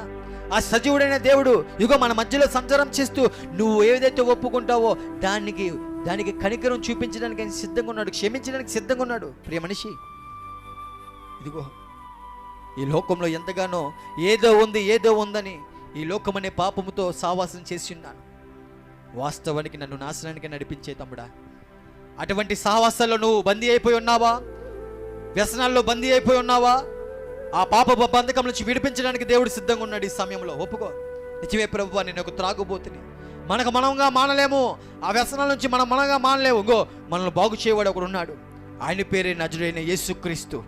ఆ క్రీస్తుని నువ్వు ఈరోజు ఆహ్వానం పలుకుతావు హృదయపూర్వకంగా. ఈ స్థితిని బాగు చేసిన దేవుడు నీ జీవితాన్ని బాగు చేయడానికి సిద్ధంగా ఉన్నాడు తమ్ముడా. సమయాన్ని సద్వినియోగం చేసుకో, దుర్వినియోగం చేసుకోమాక. దుర్వినియోగం చేసుకుని కాలవర్గంలో కలిసిపోయిన అనేక స్నేహితులు ఉన్నారు మన మధ్యలో. ఇదిగో నువ్వు వారి గుంపులో కాదు, నువ్వు పరిశుద్ధుల గుంపులో ఉండాలని దేవుడు కోరుకుంటున్నాడు. దా ఈరోజు రా, దేవుడు ఆహ్వానం పలుకుతున్నాడు. నేను నీ కొరకు ప్రార్థన చేయడానికి దైవజనులు సిద్ధంగా ఉన్నారు. దా తమ్ముడా, దా చెల్లి, రామ్మ. ఈ లోకమానమైన ప్రేమల్లో నలిగిపోయావు కదా, మోసపోయావు కదా, శరీరాన్ని పాడు చేసుకున్నావా? దా శరీరాన్ని, ఆ మాలిన్యమైన శరీరాన్ని ఆయన కడగడానికి సిద్ధంగా ఉన్నాడు. ఇదిగో ఈ పాపిష్టి శరీరాన్ని కడిగిన దేవుడు నీ జీవితాన్ని కడగడానికి సిద్ధంగా ఉన్నాడమ్మా. నన్ను ఎంతైతే ప్రేమిస్తున్నాడో నిన్ను కూడా అదే విధంగా ప్రేమిస్తున్నాడు ఆయన. తమ్ముడు, అయ్యా, బాప్తిజం తీసుకుని కూడా తప్పుపడ్డావా? తప్పుడు మార్గంలో వెళ్ళావా? దా ఒప్పుకో, ఈరోజు ఒప్పుకో. నువ్వు హృదయం ముందు ఒప్పుకుంటే ఈరోజు ఆయన కనికరాన్ని చూస్తావు. నీ హృదయంలో ఆ భారాన్ని తొలగించడానికి దేవుడు సిద్ధంగా ఉన్నాడు. నూతనమైన స్వభావం పుట్టించడానికి సిద్ధంగా ఉన్నాడు. ఆయన ఎదుగు వచ్చే వారికి నూతనమైన హృదయాన్ని దయచేస్తాడని చెప్పినాడు దేవుడు.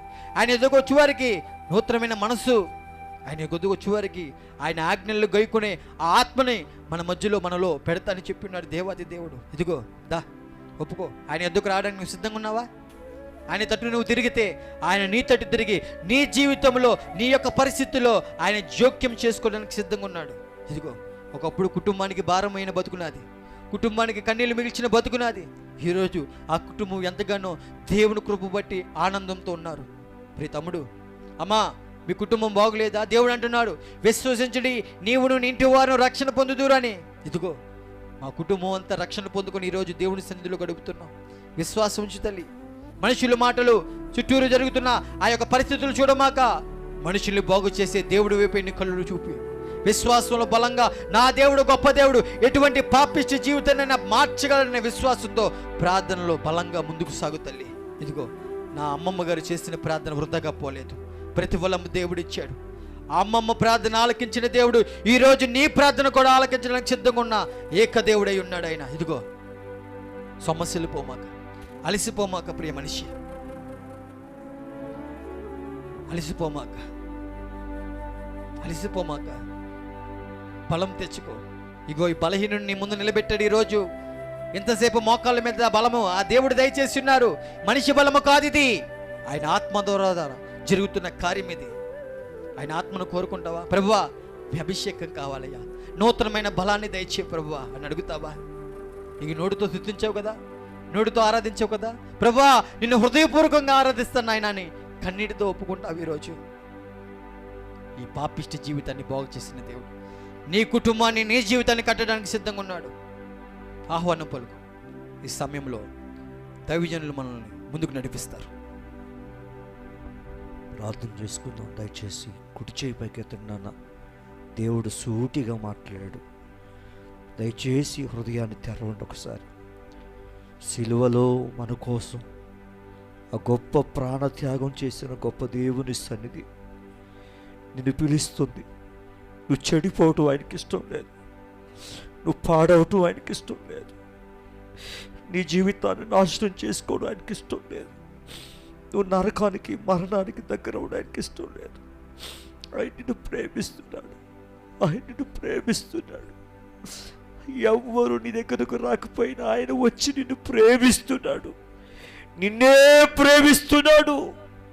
నీ జీవితంలో మారాను తొలగించి మధురంగా మార్చడానికి, పరిశుద్ధుడైన దేవుడు నిన్ను సంధించడానికి ఈరోజు తన కుమారుని ఎదుట నిలబెట్టాడు. ఇంత నీచాతి నీచమైన దౌర్భాగ్యపు జీవితాన్ని మార్చిన దేవా, మా బ్రతుకులను మార్చండి నాయన. సమాజానికి హానికరంగా ఉన్నాం, కుటుంబాలకు హానికరంగా ఉన్నాం, లోకానికి మేము హానికరంగా ఉన్నాము నాయన. రెండు చేతుల పైకెత్తి ప్రార్థించండి. తమ్ముడా, తమ్ముడా, నీకోసమే ఈ సాయి బ్రదర్ని తీసుకొచ్చాడు. ఎలివిడిగా మార్చుకొని, తన సాధనంగా మార్చుకొని, ఇంతసేపు దేవుని బలముతో మాట్లాడిన ప్రతి మాట నీ హృదయములో చొచ్చుకొననివ్వవా? నీ కఠినత్వాన్ని తొలగించి ఆయన హృదయములో, నీ హృదయములో ఆయనకు చోటివ్వవా? ప్రార్థన చేద్దాం, ప్రార్థన చేద్దాం, ప్రార్థన చే. నోరు తెరవన్నానా, ప్లీజ్ నోరు తెరువు నాన్న, నోరు తెరు. హృదయాన్ని కఠినపరుచుకోవద్దు నాన్న, ప్లీజ్ ఏమనుకోవద్దు. దేవుడు నిన్ను ప్రేమిస్తున్నాడు. ఈ దూరయంత్ర శబ్దం ద్వారా వింటున్నటువంటి నా ప్రియమైన కుమారుడా, కుమార్తె, తల్లి, చెల్లి, అన్నా, దేవుని ప్రేమ ఇంకా నీ మీద నిలిచి ఉంది. ఈనాటికి దేవుడు అద్భుతాలు చేస్తున్నాడు.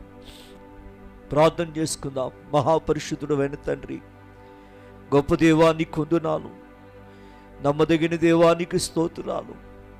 ఈ ఉజ్జీవ సభల్లో నీ తండ్రి అనే జవాబుని మేము చూస్తున్నాము నాయన. తండ్రి, ఈ జవాబుని మేము చూస్తున్నాము నాయన. నీ దాసుని నిలబెట్టి మీరు మాట్లాడుకున్నారు తండ్రి, మీకు వందనాలు. నీ మాటలో జీవం ఉంది నాయన, నీకు స్తోత్రాలు.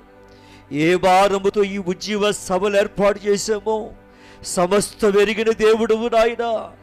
ప్రతి ఒక్కరి మీద నీ ఆత్మను కదిలించండి. కొంతమందినైనా అగ్నిలో నుంచి తీయబడే కొరువులగా మార్చాలని భారముతో ఏర్పాటు చేసిన ఈ సభలు నాయన కేవలం మీకే మహిమకరంగా నడిపిస్తున్నందుకు స్తోత్రాలు. విన్న మాటలు హృదయంలో భద్రపరుచుకొని నేటి దినము నుంచి అయినా ప్రభువా సమయాన్ని అనుకూలంగా మార్చుకొని హృదయంలో చోటిచ్చిన ఆయన నీ దాసును అనే బలముగా వాడబట్టడానికి కృప దయచేయండి. ప్రతి ఒక్కరి మీద ఆత్మఫలమును దయచేయండి. మీ దాసును దర్శించు. ఇకను శక్తిని బలమును దయచేయండి. ఇకను విరివిగా వాడుకోండి నాయన. ఏడంతల ఆత్మాభిషేకము దయచేయండి. నీ ఘనమైన నామాన్ని మీరు గొప్ప చేసుకోండి ప్రభువా.